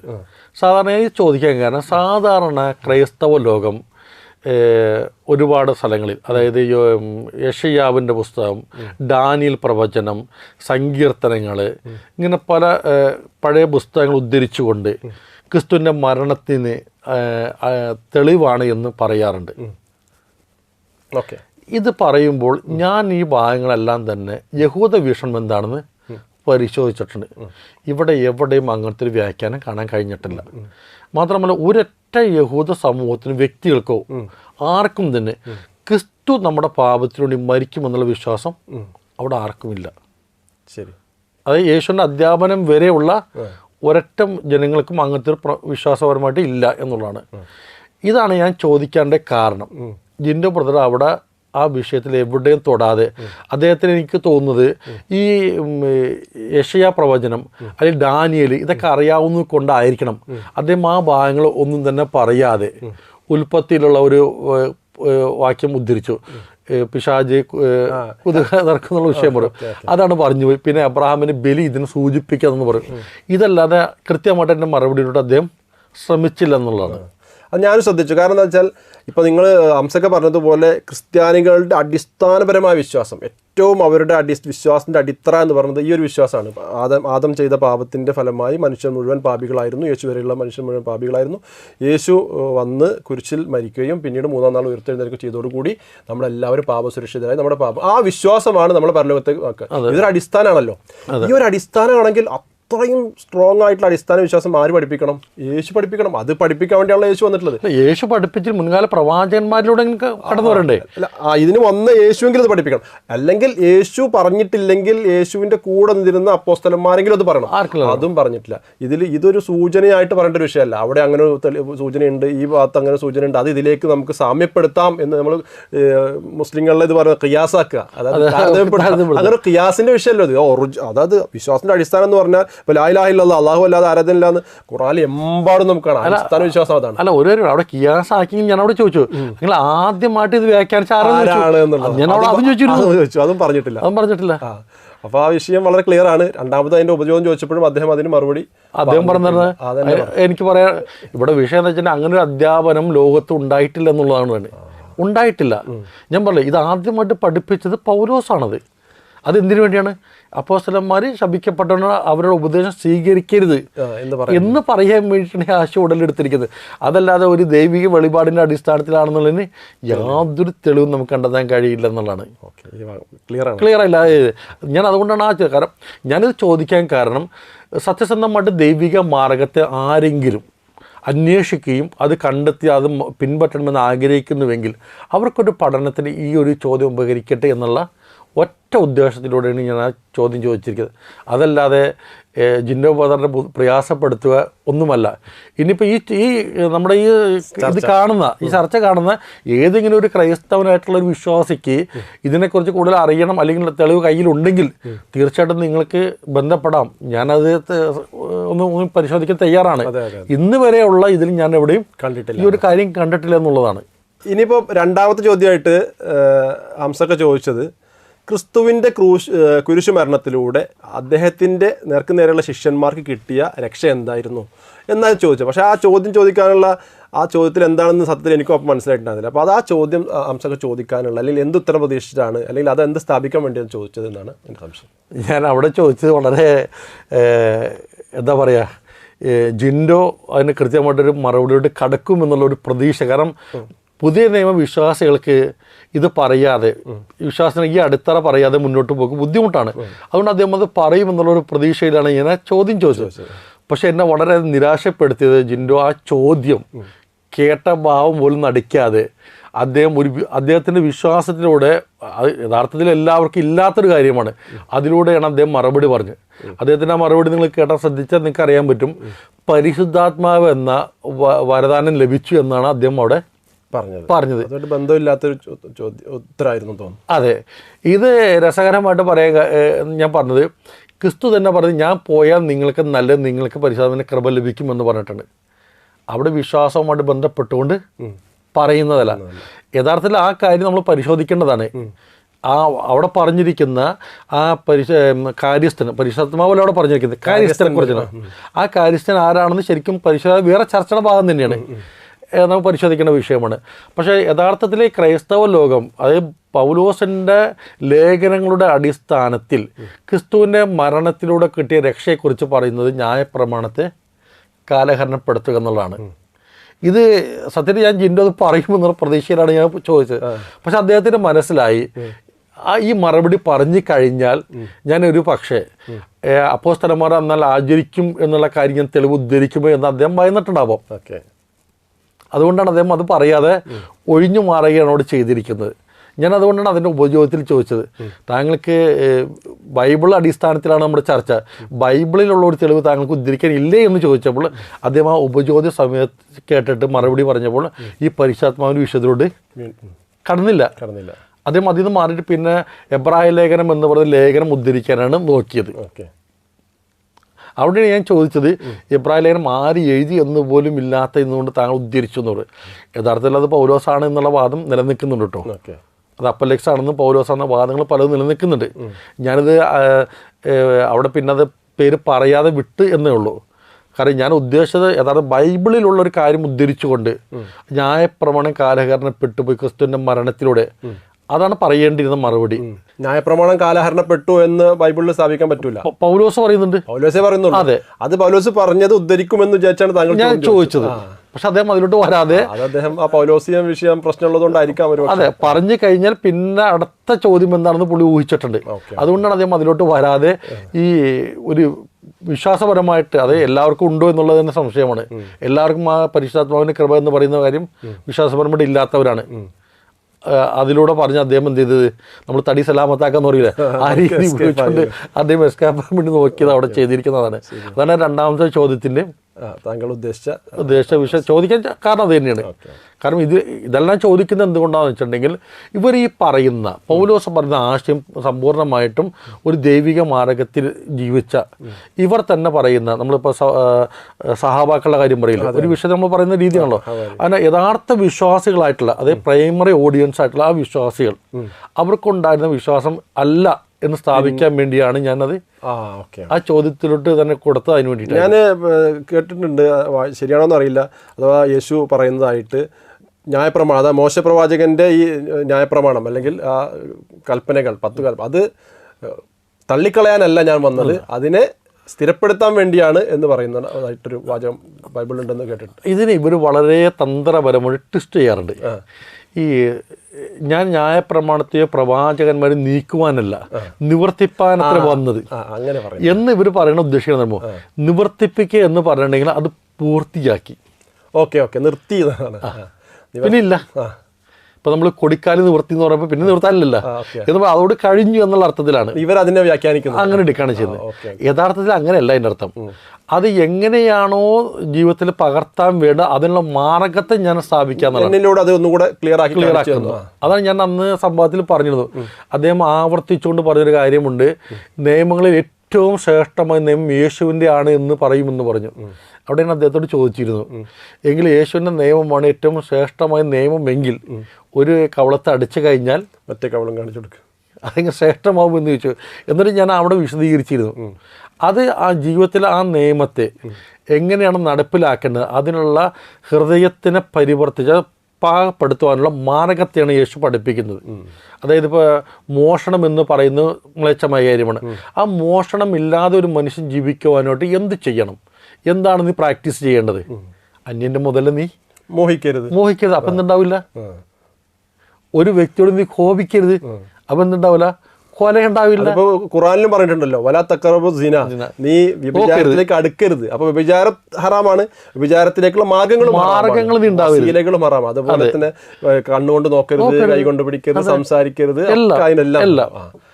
ഇതാണ് നമ്മൾ ശരിക്കും മനസ്സിലാക്കേണ്ട ഒരു കാര്യം. ഈസാ നബി അലൈഹി സ്വലാമിന്റെ പ്രബോധനവും മൂസാ നബി അലൈഹി സ്വലാമിലൂടെ അവതരണമായ തൗറാത്തിന്റെ നിയമങ്ങളും ഇത് രണ്ടും ഒരേപോലെ ക്ലബ്ബ് ചെയ്തുകൊണ്ട് അത് കൃത്യമായിട്ട് ഉള്ളൊരു അധ്യാപനമാണ് ആരുടേത്? മുഹമ്മദ് സ്വല്ലല്ലാഹു അലൈഹി വസല്ലം. അല്ല ഒന്നിനെ മാറ്റിയിട്ട് ഒന്നിനെ അല്ല എടുക്കുന്നത്, ഇത് രണ്ടും ചേർത്ത് വെച്ചിട്ടുള്ളത്. അതായത് ഒരു നിയമത്തിന്റെ ആവശ്യകത വേണ്ട കാര്യങ്ങളെല്ലാം തന്നെ മൂസാ നബിയിലൂടെയാണ്, അതെല്ലാം പ്രവാചകൻ പ്രാക്ടിക്കൽ എങ്ങനെയാണോ ജീവിച്ച് കാണിക്കേണ്ടത്, സിവിലിയൻ ആയിട്ടുള്ളത്. അതായത് ഒരു മനുഷ്യർ തമ്മിൽ എങ്ങനെ ജീവിക്കണം അത് ഈസാ നബിയിലൂടെ കൃത്യമായിട്ട് മാതൃകയുണ്ട്, അതും പ്രവാചകനിലൂടെയുണ്ട്. പലപ്പോഴും ഈ ക്രൈസ്തവരായിട്ടുള്ള ഇസ്ലാം വിമർശകര് പ്രവാചകനെയും ഇസ്ലാമിനെയും വിമർശിക്കാൻ വേണ്ടി എടുക്കുന്ന ഒരു ടൂളാണ് ഈ വ്യവസ്ഥിതി കളിയാക്കുന്നത്. എന്നാൽ ഇത് ഇവർക്കുള്ളതാണിത്. എന്നാൽ ഇതേപോലെ തന്നെ ഈസാ നബി അലൈഹി സ്വലാം യേശു ക്രിസ്തുവിന്റെ അധ്യാപനം പ്രവാചക ജീവിതത്തിലുണ്ട്. അതിനവരെന്ത് ചെയ്യും? മറച്ചു വെക്കും. അതിനെപ്പറ്റി ചർച്ചയില്ല. ക്ഷമയുടെ ഏറ്റവും വലിയ അധ്യാപനം പ്രവാചകൻ നമുക്ക് കാണാൻ കഴിയുന്നുണ്ട്. ക്ഷമിക്കുക, നീ ക്ഷമിക്കുക എന്നാ പറഞ്ഞുകൊണ്ടിരിക്കുന്നത്. ഇഷ്ടം പോലെയാണ്. ഇത് അവരെന്ത് ചെയ്യും? മറച്ചു വെക്കും. നല്ല കാര്യങ്ങളൊക്കെ മറച്ചു വെക്കും. ഇതേ വിഷയം നമ്മൾ മൂസാ നബിയുടെ അല്ലെങ്കിൽ മോശ പ്രവാചകൻ്റെ അധ്യാപനത്തിൽ ഉണ്ടല്ലോ എന്ന് നമ്മൾ ബൈബിളിലൂടെ കാണിക്കുമ്പോൾ അവർ പറയുന്ന കാര്യമാണ്, അന്ന് ജിന്നു ആവർത്തിച്ചു കൊണ്ട് പറഞ്ഞാണ് അത് മാനുഷികമായ നിയമങ്ങളാണെന്ന്. ഇത് എങ്ങനെയാണ് ഒരു യേശുവിനെ അനുയായി എന്ന് പറയുന്നൊരു വ്യക്തിക്ക് പറയാൻ കഴിയുക? മോശയുടെയും പ്രവാചകന്മാരുടെ അധ്യാപനം അവൻ കേൾക്കട്ടെ എന്ന് ആര് പറഞ്ഞിരിക്കുന്നു? യേശു പറഞ്ഞിരിക്കുന്നു. അപ്പോൾ മോശയുടെ അധ്യാപനം മാനുഷികമാണോ? ചിന്തിക്കേണ്ട പോയിന്റ് ഉള്ളത് മോളിൽ നിന്ന് വന്നതാണല്ലോ. ഇതെല്ലാം ദൈവികമാണത്. നമ്മളെ സംബന്ധിച്ചിട്ട് ഇതെല്ലാം ദൈവികമാണ്. ഈ അധ്യാപനങ്ങളാണ് എന്ത് ചെയ്യേണ്ടത്? ഒരു മനുഷ്യൻ പരലോകമോക്ഷത്തിന് വേണ്ടി സ്വീകരിക്കേണ്ടത്. അപ്പം മുൻകാല പ്രവാചകന്മാർ മുഴുവനും പഠിപ്പിച്ച അധ്യാപനത്തെ കൃത്യമായി കൊണ്ട് എന്ത് ചെയ്തിരിക്കുന്നു? ഒറ്റ ഇതിലാക്കി വിശുദ്ധ ഖുർആനിലൂടെ പ്രവാചകനിലൂടെ ചര്യയിലൂടെ അത് നമുക്ക് പഠിപ്പിച്ചു. അതിനെ പിൻപറ്റുക, അതാണ് യഥാർത്ഥ മാർഗം ഒറ്റ കാര്യത്തിലുള്ളൂ. മൂന്നാമത്തെ ചോദ്യമായിട്ട് ഹംസക്ക ചോദിച്ചത്, ഒരുപക്ഷെ അത് ബൈബിളിക്കൽ വേർഡുകൾ അല്ലെങ്കിൽ ആ ബൈബിളിൻ്റെ ഒരു അടിസ്ഥാനത്തിലായതുകൊണ്ട് അത്ര കറക്റ്റായിട്ട് മനസ്സിലായിട്ടില്ല. അപ്പോൾ അതൊന്ന് ക്ലിയർ ആക്കാൻ വേണ്ടി ചോദിക്കുകയാണ്. താങ്കൾ ചോദിച്ചത്, നിങ്ങൾ ന്യായപ്രമാണം ആചരിക്കുന്നുവെങ്കിൽ ക്രിസ്തുവിൽ നിന്ന് വേർപെട്ടു പോയോ? അതുപോലെ തന്നെ ആ ന്യായപ്രമാണം ആചരിച്ചത് കൊണ്ട് പൗലോസും ക്രിസ്തുവിൽ നിന്ന് വേർപെട്ടു പോയോ എന്ന രൂപത്തിൽ ചോദിച്ചിരുന്നു. അപ്പോൾ അവിടെ എന്താണ് ആ ചോദ്യത്തിൻ്റെ അടിസ്ഥാനം എന്ന് എനിക്ക് മനസ്സിലായി. ഈ ചോദ്യം സത്യത്തിൽ സാധാരണ മുസ്ലിങ്ങൾക്ക് മനസ്സിലാക്കുവാൻ അല്പം പ്രയാസമുള്ളൊരു ചോദ്യമായിരുന്നു അത്. തീർച്ചയായിട്ടും ഞാനവിടെ ചോദിച്ചിരുന്നത് ഇങ്ങനെയാണ്. ഞാനത് ചോദിക്കാൻ കാരണം രണ്ടാമത്തെ ചോദ്യത്തിൽ നിന്നുകൊണ്ട് ഞാൻ പറഞ്ഞില്ല, മറുപടിയിൽ നിന്നുകൊണ്ട് അദ്ദേഹം പതുക്കെ തന്ത്രപരമായിട്ട് ഒഴിഞ്ഞു മാറിയത് കൊണ്ട് അതിനെ ഒന്ന് കടുപ്പിക്കാൻ വേണ്ടിയാണ് ഞാൻ ആ ചോദ്യം എടുത്തത്. അതായത് നിങ്ങൾ ന്യായപ്രമാണം ആചരിക്കുന്നുവെങ്കിൽ ക്രിസ്തുവിൽ നിന്ന് വേർപെട്ടു പോയി എന്നുള്ള വാക്യത്തിൻ്റെ അടിസ്ഥാനത്തിൽ അതൊരു വാക്യമാണ്. നീതീകരിക്കാൻ നിങ്ങൾ ഇച്ഛിക്കുന്നുവെങ്കിൽ എന്ന് പറഞ്ഞിട്ടുണ്ട് പൗലോസ് ഗലാത്യ ലേഖനത്തിൽ ചോദിക്കുന്നുണ്ട്. അങ്ങനെ ഇച്ഛിക്കുന്നുവെങ്കിൽ നിങ്ങൾ ക്രിസ്തുവിൽ നിന്ന് വേർപെട്ടു പോയി എന്ന് പറഞ്ഞ വാക്യമുണ്ട്. അപ്പോൾ ആ വാക്യത്തിൻ്റെ അടിസ്ഥാനത്തിൽ യേശുവിനെ സ്വന്തം ശിഷ്യന്മാർ ക്രിസ്തു നിന്നുകൊണ്ട് വേർപെട്ടു പോയോ എന്നാണ് ചോദിച്ചത്. അവർ ന്യായപ്രമാണം ആചരിച്ചിട്ടുണ്ട്. അത് ഞങ്ങൾക്ക് വാക്യം തിരിക്കാം. അത് എന്നിട്ട് വീണ്ടും ഞാൻ അവിടെ ഒന്നുകൂടി ചോദിച്ചിരുന്നു, ഈ അപ്പോസ്തലന്മാർ പൗലോസിനോട് പറയുകയും പൗലോസും എന്ത് ചെയ്തിട്ടുണ്ട്? ആചരിക്കാൻ തയ്യാറായിട്ടുണ്ട്. എങ്കിൽ പൗലോസും വേർപെട്ടു പോയോ എന്നാണ് ചോദിച്ചത്. പക്ഷെ ആ ചോദ്യത്തിനും അദ്ദേഹം എന്ത് ചെയ്തില്ല? മറുപടി പറഞ്ഞില്ല. ഞാനിത് ചോദിക്കാൻ കാരണം ഞാൻ പറഞ്ഞു, രണ്ടാമത്തെ ചോദ്യം സ്കിഡായത് കൊണ്ടാണ് ഞാൻ ചോദിച്ചത്. ശ്രദ്ധിക്കേണ്ട ഒരു കാര്യം, ന്യായപ്രമാണം ആചരിക്കാൻ പാടില്ല എന്നാണ് പൗലോസിന്റെ വാദം. അതിന് പകരം എന്തായിട്ടുണ്ട്? ക്രിസ്തു ക്രൂശിൽ മരിച്ചിട്ടുണ്ട്, അത് വിശ്വസിച്ചാൽ മതി. ക്രിസ്തുവിന്റെ രക്തം നമ്മളെല്ലാം പാപത്തിൽ നിന്ന് പോക്കി ശുദ്ധീകരിച്ചു എന്നുള്ളതാണ് പൗലോസിന്റെ ആശയം. ഈ ആശയം നിലനിൽക്കുന്നു. എന്നാൽ അപ്പോസ്തല പ്രവൃത്തി 21-ാം അധ്യായം ശ്രദ്ധിക്കേണ്ട ഒരു പോയിന്റാണ്. അതായത് ഈ ഗലാത്യ ലേഖനമെല്ലാം എഴുതിയതിനു ശേഷം, ഞാൻ നേരത്തെ പറഞ്ഞു ഗലാത്യ ലേഖനം എഴുതാൻ്റെ കാരണം ഞാൻ പറഞ്ഞു, ഏതാണ്ട് കാരണം പറഞ്ഞു. അപ്പോൾ ഇവിടെ എല്ലാം ന്യായപ്രമാണം ആചരിക്കരുത് എന്ന് പറയുവാനാണ് അദ്ദേഹം എഴുതിയിരിക്കുന്നത്. 2 ദിന സുവിശേഷം ഗലാത്യ ലേഖനത്തിൽ അദ്ദേഹം ഉദ്ധരിക്കുന്നുണ്ട്. അത് നിങ്ങൾ ഇത് കേൾക്കുന്ന ഓരോ ക്രൈസ്തവരും ഗലാത്യ ലേഖനം ഒന്ന് മനസ്സിരുത്തി വായിച്ചു കഴിഞ്ഞാൽ നിങ്ങൾക്ക് കൃത്യമായിട്ട് മനസ്സിലാക്കുവാൻ സാധിക്കും. അവിടെ ഒരു കൂട്ടരെ പൗലോസിയെ ശക്തമായിട്ട് എതിർക്കുന്നുണ്ട്. ആ എതിർക്കുന്നവർ യെരൂശലേം സഭയാണ് എന്ന് ആ ഗലാത്യ ലേഖനം 4-ാം അധ്യായത്തിൻ്റെ അവസാനത്തിൽ എബ്രഹാമിന് 2 ഭാര്യമാർ എന്ന് വിശദീകരിച്ചുകൊണ്ട് അവിടെ പ്രതിപാദിക്കുന്നുണ്ട്. അത് കൃത്യമായിട്ട് നിങ്ങൾ വായിച്ചാൽ നിങ്ങൾക്ക് മനസ്സിലാവും, ഒരു സംശയത്തിനും ഇടയില്ല. അപ്പോൾ ഇങ്ങനെ ഈ അപ്പോസ്തല പ്രവൃത്തി 21-ാം അധ്യായത്തിൽ, അത് ഇതൊക്കെ എഴുതിയതിനു ശേഷം പൗലോസ് എന്ത് ചെയ്യുന്നുണ്ട്? യെരൂശലേം എന്ന് പറയുന്ന ഇസ്രായേൽ നഗരത്തിലൂടെ കടന്നു വരുന്നുണ്ട്. ആ കടന്നു വരുമ്പോൾ അപ്പോസ്തലന്മാർ പൗലോസിനെ വിളിച്ച് പറയുന്നുണ്ട്, നീ എന്ത് ചെയ്യുന്നുണ്ട്? വിജാതീയ നാടുകളിലെ യഹൂദന്മാരോട് നമ്മുടെ മക്കളെ പരിചരണം ചെയ്യേണ്ട, നമ്മുടെ മര്യാദ പ്രകാരം ജീവിക്കേണ്ട എന്ന് പറഞ്ഞുകൊണ്ട് മോശയെ ഉപേക്ഷിച്ച് കളയാൻ പറയുന്നതായി നിന്നെക്കുറിച്ച് കേട്ടു. ആകയാൽ എന്താകുന്നു വേണ്ടത്? നീ വന്നിട്ടുണ്ട് എന്നവർ അറിയും നിശ്ചയം. കാരണം അവിടെ നാട്ടിലെല്ലാവരും ഉണ്ട്. എന്നിട്ട് പറയാണ്, ഞങ്ങളുടെ കൂടെ 4 പുരുഷന്മാരുണ്ട് നേർച്ച നേർന്നവർ. ഇവിടെ നേർച്ച നേർന്നും പഠിക്കണം നമ്മൾ. പറഞ്ഞുതരാതെ നേർച്ച നേർന്ന് 4 പേരുണ്ട്. അവരെ കൂട്ടിക്കൊണ്ട് അവരെ ശുദ്ധീകരിച്ച് നീയും ശുദ്ധീകരിച്ച് അവരെ ശുദ്ധീകരിക്കുന്ന ചെലവ് നീ വഹിക്കുക. അവർ തല മുണ്ടനം ചെയ്യുന്നതിൻ്റെ ചെലവ് നീ വഹിക്കുക. അപ്പോൾ നിന്നെ കൊണ്ട് കേട്ടത് സത്യമല്ല എന്നും നീയും ന്യായപ്രമാണത്തെ ക്രമമായി ആചരിച്ച് നടക്കുന്നവനെന്ന് എല്ലാവരും ബോധ്യപ്പെടും. ഈ വാക്യത്തിലൂടെ ഒരു കാര്യം അവിടെ സ്ഥാപിക്കപ്പെട്ടു. എന്താണ്? യെരൂശലേം സഭക്കാർ അപ്പോസ്തല സഭക്ക് ക്രമമായിട്ടുണ്ട്, അവർ ആചരിച്ചുകൊണ്ടിരിക്കുകയാണ്.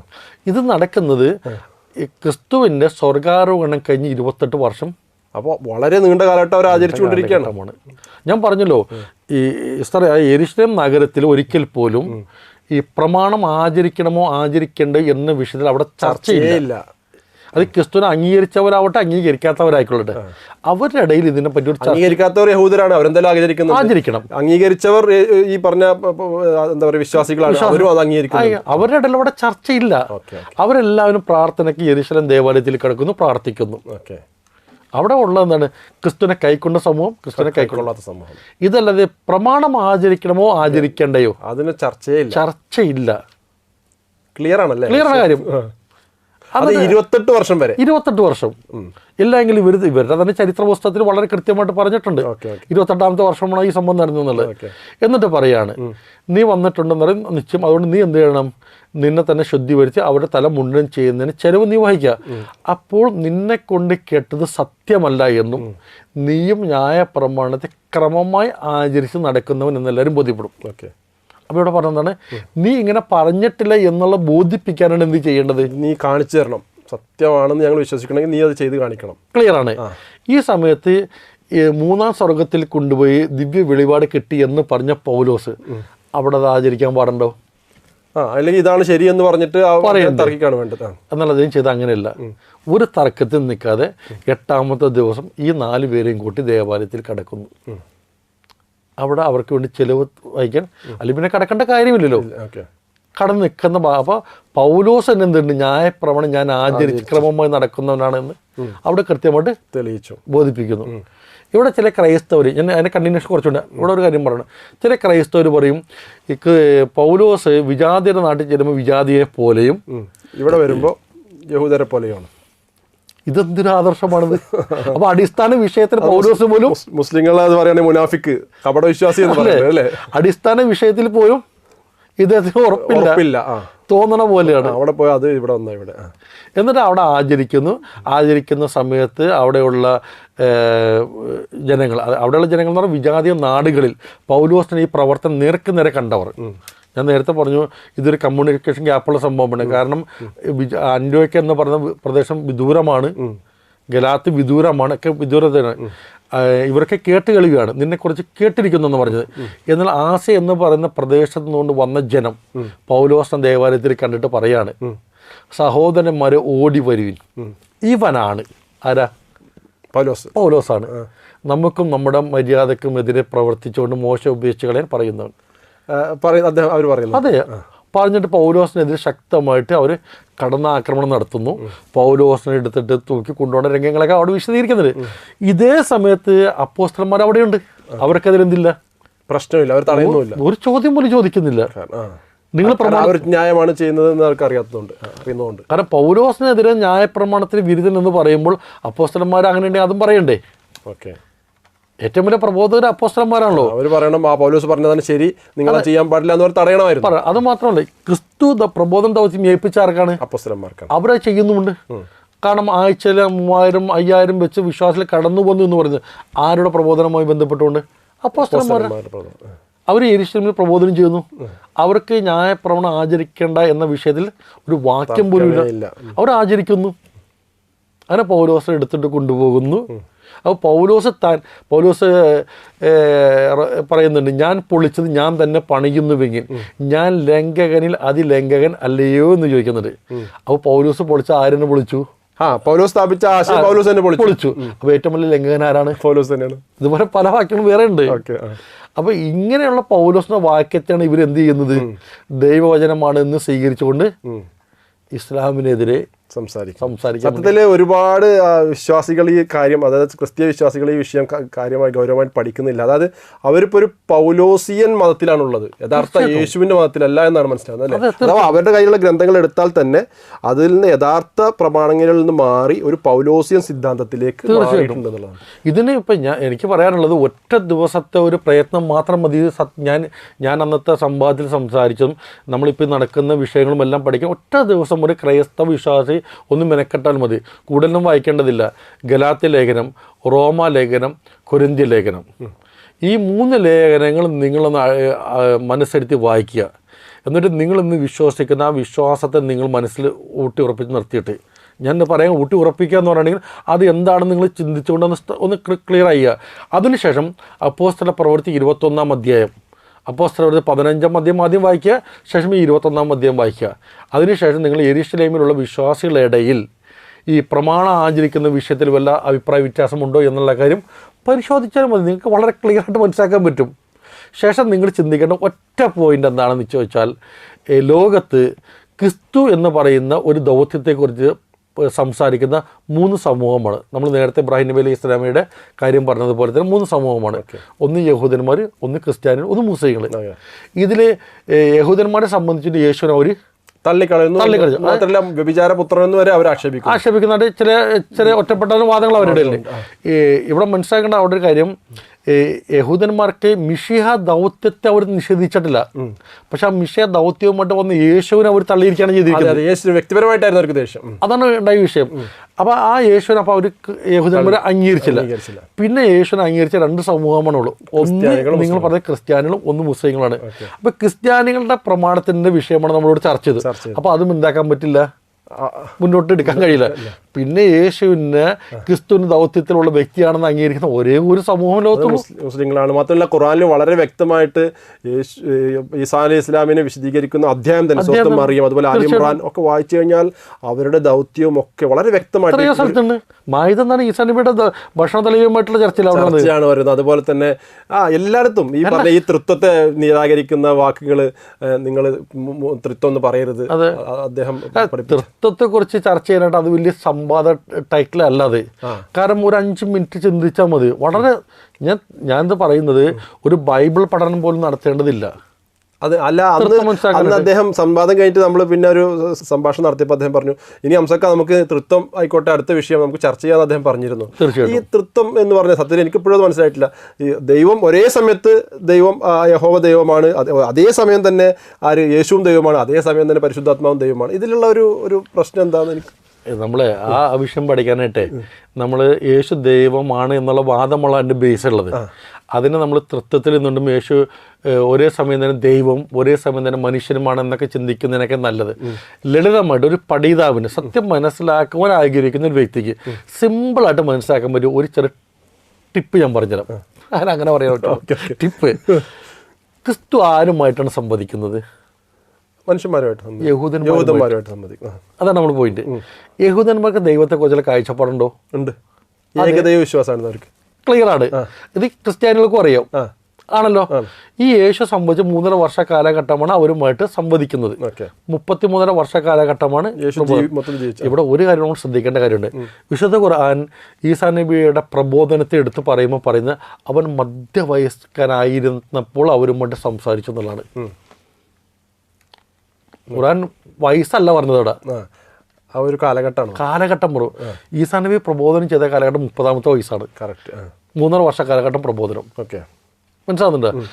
പ്രവാചകൻ മുഹമ്മദ് നബി സ്വല്ലല്ലാഹു അലൈഹി വസല്ലം പറയുന്നുണ്ട് ഒരു മനുഷ്യൻ്റെ ആയുസ് പറയുന്നത് എത്ര വർഷമാണ്? 60 അപ്പം മധ്യവയസ്സ് എത്രയാണ്? 30. ഇത് അവരെ ചരിത്രം നമ്മൾ എടുത്തു കഴിഞ്ഞാൽ 30ാമത്തെ വയസ്സാണ് പ്രബോധനം തുടങ്ങുന്നത്. 33.5 വർഷ കാലഘട്ടം ആണ് ഈ സർവേലേഷൻ ജീവിച്ചത്. 3.5 വർഷക്കാലമാണ് പ്രബോധനം. ഈ 3.5 വർഷക്കാലം പ്രബോധനം ചെയ്ത ഈസാ നബി അലൈഹിസ്സലാം അല്ലെങ്കിൽ യേശു ക്രിസ്തു ഏതെങ്കിലും ഒരു സമയത്ത് ഒരു സെക്കൻഡ് യഹൂദന്മാരെ ദൈവവിശ്വാസം തെറ്റാണെന്ന് പറഞ്ഞിട്ടുണ്ട്? ബൈബിളിൽ എവിടെയില്ല. ഇല്ല, ഒരിക്കൽ പോലും പറഞ്ഞിട്ടില്ല.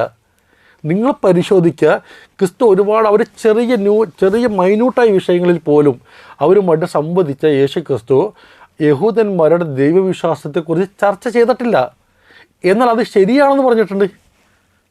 ഒരു യഹൂദൻ വന്ന് ചോദിക്കുന്നു, അവരുടെ ഏകദൈവവിശ്വാസം ശരിയാണെന്ന് പറഞ്ഞിട്ടുണ്ട്. എന്താ ചോദിച്ചാൽ, ഒരു യഹൂദൻ വന്നിട്ട് ചോദിക്കാണ്, ഗുരുവേ, ഇദ്ദേഹം യേശുവിനെ അംഗീകരിക്കാത്ത വ്യക്തിയാണ്, അതായത് ദൈവിക ദൗത്യത്തിലുള്ള വ്യക്തിയാണെന്ന് അംഗീകരിക്കാത്ത യഹൂദൻ വന്ന് ചോദിക്കുകയാണ്, നീ ഒരുപാട് നല്ല കാര്യങ്ങൾ പറഞ്ഞുവല്ലോ, എങ്കിൽ അതിൽ മുഖ്യമായ കൽപ്പന ഏത്? ഏറ്റവും അടിസ്ഥാനപരമായ കൽപ്പന ഏതാണെന്ന് വെച്ചു. യേശു പറഞ്ഞ വാക്യം എന്താണ്?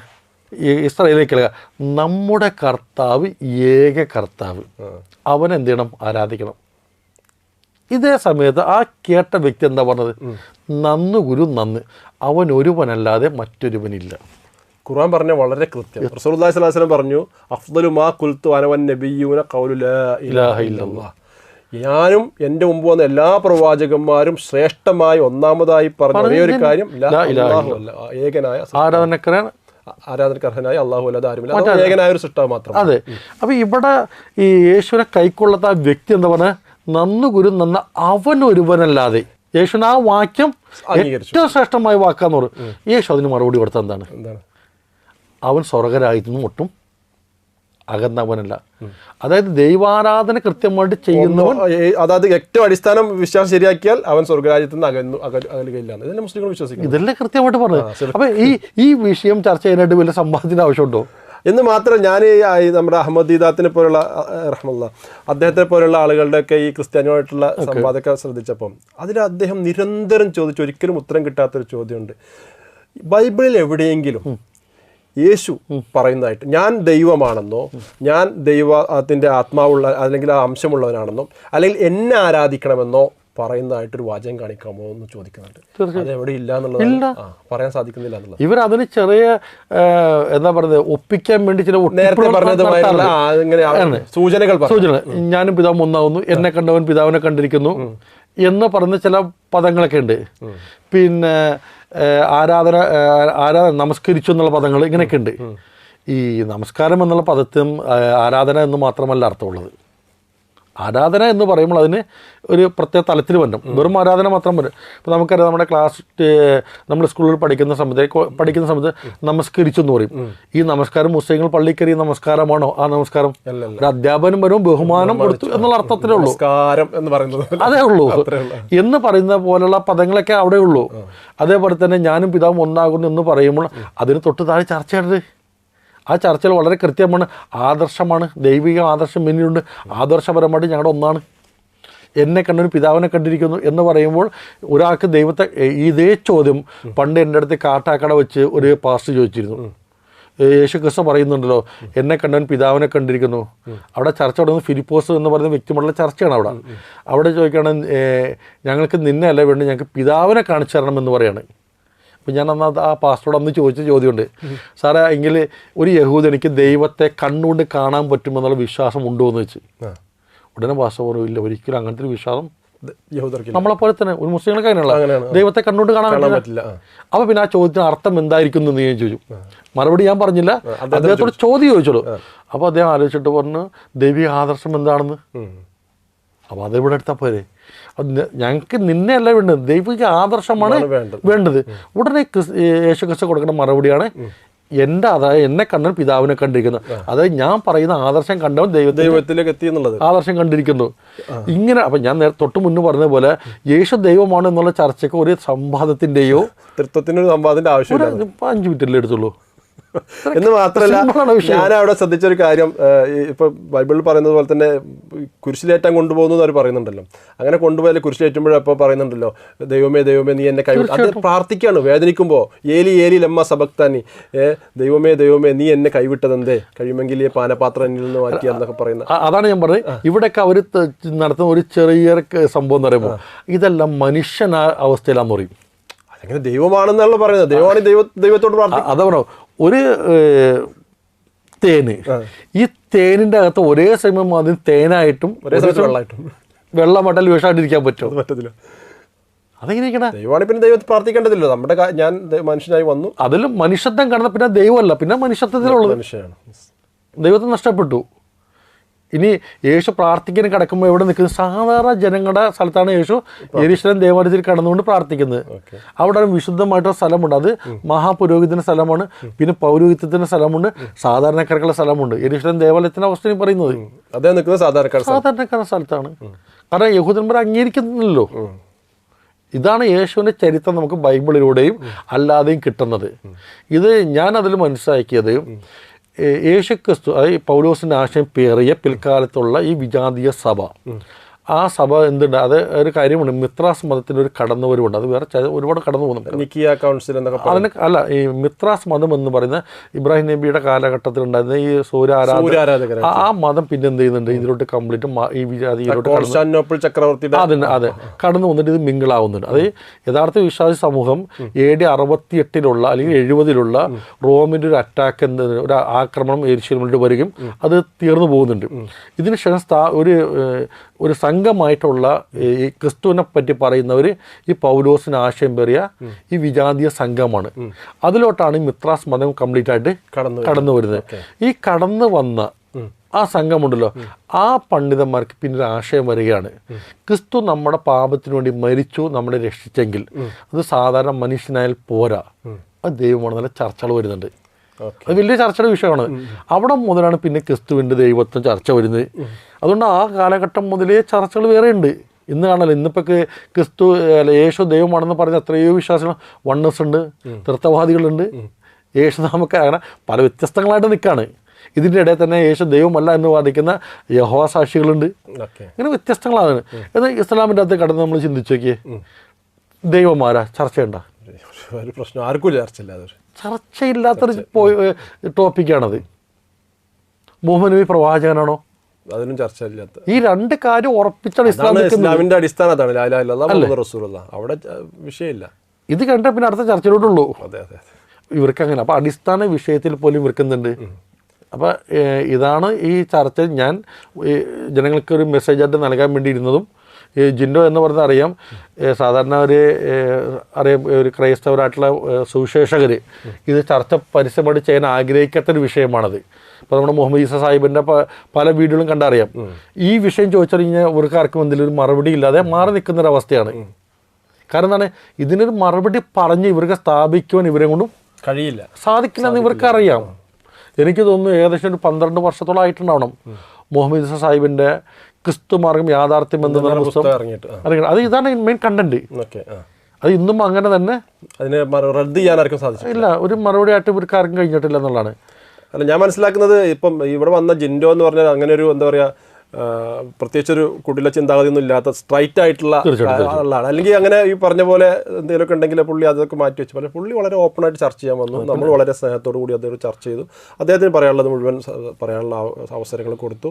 നമുക്ക് പറയാനുള്ള മറുപടി വളരെ മാന്യമായിട്ട് അതിന് മറുപടി പറഞ്ഞു. ഇനി കേൾവിക്കാർ ഇത് കേൾക്കുന്ന ചർച്ചയും അതിനുശേഷം ഇതിൻ്റെ അവലോകനവും വിശദീകരണവും കേട്ട് കേൾവിക്കാർക്ക് തീരുമാനിക്കാം ഇതിലേതാണ് സത്യം. സത്യം പഠിക്കാൻ നമുക്ക് നമ്മുടെ മുമ്പിൽ മാർഗ്ഗങ്ങൾ ഇഷ്ടം പോലെ ഉണ്ട്. ബൈബിളും അതിനനുബന്ധമായിട്ടുള്ള കാര്യങ്ങൾ എടുക്കാം, ഖുർആനും, എന്നിട്ട് രണ്ടും താരതമ്യ പഠനം നടത്താം. ഏതിലാണ് യഥാർത്ഥ യേശു ക്രിസ്തു പഠിപ്പിച്ച സന്ദേശം ഉൾക്കൊള്ളുന്നത് എന്ന് പറഞ്ഞാൽ യഥാർത്ഥ സൃഷ്ടാവിനെ കണ്ടെത്തുക, ദൈവത്തിനെ കണ്ടെത്തുക എന്നുള്ളത് ഓരോരുത്തരുടെയും കർത്തവ്യമാണ്. അങ്ങനെ യഥാർത്ഥത്തിൽ ദൈവത്തെ കണ്ടെത്തിയാൽ ആ ദൈവത്തിനെ മാത്രമാണ് ആരാധിക്കുന്നിടത്തേക്ക് നമ്മളെല്ലാവരും ഒന്നിച്ചാൽ നമ്മൾ തമ്മിലുള്ള അന്തരം കുറഞ്ഞു. ഇനി ഈ ക്രിസ്ത്യൻ സമൂഹത്തോട്, ഇത് കേൾക്കുന്ന ക്രിസ്ത്യൻ സമൂഹത്തോട് അംസകാക്ക് എന്താണ് ഒരു ഉപദേശമായി ചുരുങ്ങി വാക്കി പറയാനുള്ളത്? എനിക്ക് പറയാനുള്ളത് ഇവരോട് പറയാനുള്ളത്, യഥാർത്ഥത്തിൽ പ്രപഞ്ചത്തിന് സൃഷ്ടാവായിട്ടുള്ള ഒരു ഏകനെ സൃഷ്ടാവ് മാത്രമേ ഉള്ളൂ. ആ സൃഷ്ടാവിൻ്റെ മാർഗനിർദ്ദേശത്തെ പിൻപറ്റിക്കൊണ്ട് ജീവിക്കുക എന്നുള്ളതാണ് ഏതൊരു മനുഷ്യനും ഈ ഭൂമിയിൽ ജീവിക്കുന്ന കാലഘട്ടത്തിലുള്ള ദൗത്യമെന്ന്. അടിസ്ഥാന ദൗത്യം അതാണ്. ആ ദൗത്യത്തിന് വന്ന ഒരു പ്രവാചകനാണ് ഈസാ നബി അലൈഹിസ്സലാം, അതായത് യേശു ക്രിസ്തു എന്ന് നിങ്ങൾ പറയുന്ന പ്രവാചകൻ. ആ പ്രവാചകൻ്റെ മാർഗം നിങ്ങളുടെ ബൈബിളിൽ തന്നെ ഉണ്ട് എന്നുള്ളതാണ്. അതിന് നിങ്ങളൊന്ന് പഠിക്കുവാനായിട്ട് നിങ്ങൾ എന്ത് ചെയ്യുക, അല്പസമയം ഒന്ന് പരിശ്രമം നടത്തുക. ഒറ്റ ദിവസം മതി ഇത്. ആ ഒറ്റ ദിവസം തന്നെ നിങ്ങൾ പരിശ്രമം നടത്തിക്കൊണ്ട് ആ യഥാർത്ഥ മാർഗത്തെ നിങ്ങൾ തിരിച്ചറിഞ്ഞുകൊണ്ട് ആ മാർഗത്തിൽ ഇന്ന് ഏതെങ്കിലും സമൂഹമുണ്ടോ എന്ന് നിങ്ങൾ അന്വേഷിച്ചുകൊണ്ട് നിങ്ങളുടെ ജീവിതത്തിനെ ദൈവത്തിന് വേണ്ടി പൂർണ്ണമായിട്ട് സമർപ്പിക്കുവാൻ നിങ്ങൾ ശ്രമിക്കുക എന്ന് മാത്രമാണ് എനിക്ക് ഒറ്റ വാക്കിലായിട്ട് പറയുവാനുള്ളത്. അതല്ലാതെ കണ്ട് നിങ്ങളുടെ വിശ്വാസത്തിൻ്റെയോ അല്ലെങ്കിൽ നിങ്ങളുടെ കർമ്മത്തിനോടുള്ള ഒരു വിമുഖതയോ ഒരു വിദ്വേഷമോ അല്ല എനിക്ക് ചൂണ്ടിക്കാണിക്കാനുള്ളത്. യഥാർത്ഥ മാർഗത്തെ നിങ്ങൾ പിൻപറ്റുക. ഞാൻ എൻ്റെ അന്ന് സംവാദ സമയത്താണെങ്കിലും ഇപ്പോൾ ഈ ചെറിയ സമയം നടന്ന ഈ ഒരു ചർച്ചയിലാണെങ്കിലും ഒരിക്കൽ പോലും ഞാൻ ക്രിസ്തുവിൻ്റെ മാർഗത്തെ ഞാൻ നിഷേധിക്കുവാനോ അല്ലെങ്കിൽ തള്ളിക്കളയുവാനോ ഞാൻ ഒരു വാക്കുപോലും ഉപയോഗിച്ചിട്ടില്ല. അത് യഥാർത്ഥത്തിൽ ഒരു മുസ്ലിമിൻ്റെ ദൗത്യമല്ല. അങ്ങനെ ചെയ്യാൻ പാടില്ല. അങ്ങനെ ചെയ്താൽ ഒരു ഇസ്ലാമിൽ നിന്ന് തന്നെ പുറത്തു പോകുമെന്നുള്ളതാണ് ഇസ്ലാമിൻ്റെ അധ്യാപനം. അതുകൊണ്ട് എനിക്ക് വീണ്ടും ഉണർത്തുവാനുള്ളത്, യഥാർത്ഥത്തിലുള്ള ക്രിസ്തുവിൻ്റെ മാർഗത്തെ നിങ്ങൾ കണ്ടെത്തുവാനും നിങ്ങളുടെ ജീവിതത്തെ അത് പ്രകാരം ക്രമപ്പെടുത്തുവാനും നിങ്ങളൊന്ന് ആത്മാർത്ഥമായ ശ്രമം നടത്തുക. അത് മാത്രമായിരിക്കും യഥാർത്ഥ രക്ഷയുടെ മാർഗം എന്നുള്ളത് മാത്രം എനിക്ക് പറയാനുള്ളത്. ബാക്കി ഓരോരുത്തരുമാണ് തീരുമാനിക്കേണ്ടത്. എനിക്ക് ആത്മാർത്ഥമായിട്ട് നിങ്ങൾ ഓരോരുത്തരും ഞാൻ ഉണർത്തുകയാണ്. ദൈവം തമ്മിൽ നമ്മൾ അതിനെ എല്ലാവരെയും പ്രാപ്തനാക്കട്ടെ എന്ന് മാത്രം ഞാൻ പ്രാർത്ഥിക്കുന്നു. അപ്പോൾ നമ്മുടെ ഈ ചർച്ച ഇന്നിവിടെ അവസാനിക്കുകയാണ്. ഈ വിഷയവുമായിട്ട് ബന്ധപ്പെട്ട് ഏറെക്കുറെ തലങ്ങളിലൊക്കെ ഞാനും അംസക്കയും കടന്നു പോയിട്ടുണ്ടെന്നാണ് മനസ്സിലാക്കുന്നത്. ഇൻഷാ അല്ലാ ഇത് അംസക്ക പറഞ്ഞതുപോലെ തന്നെ എല്ലാവരും ഇതിനെപ്പറ്റി പഠിക്കാൻ ശ്രമിക്കുക, മുൻവിധികളില്ലാതെ കാര്യങ്ങൾ മനസ്സിലാക്കാൻ ശ്രമിക്കുക. ദൈവം തമ്പുരാൻ അഥവാ അല്ലാഹു സുബ്ഹാനഹു വ തആല നമ്മളെല്ലാവരും അനുഗ്രഹിക്കട്ടെ. അസ്സലാമു അലൈക്കും വറഹ്മത്തുള്ളാഹി വബറകാതുഹു.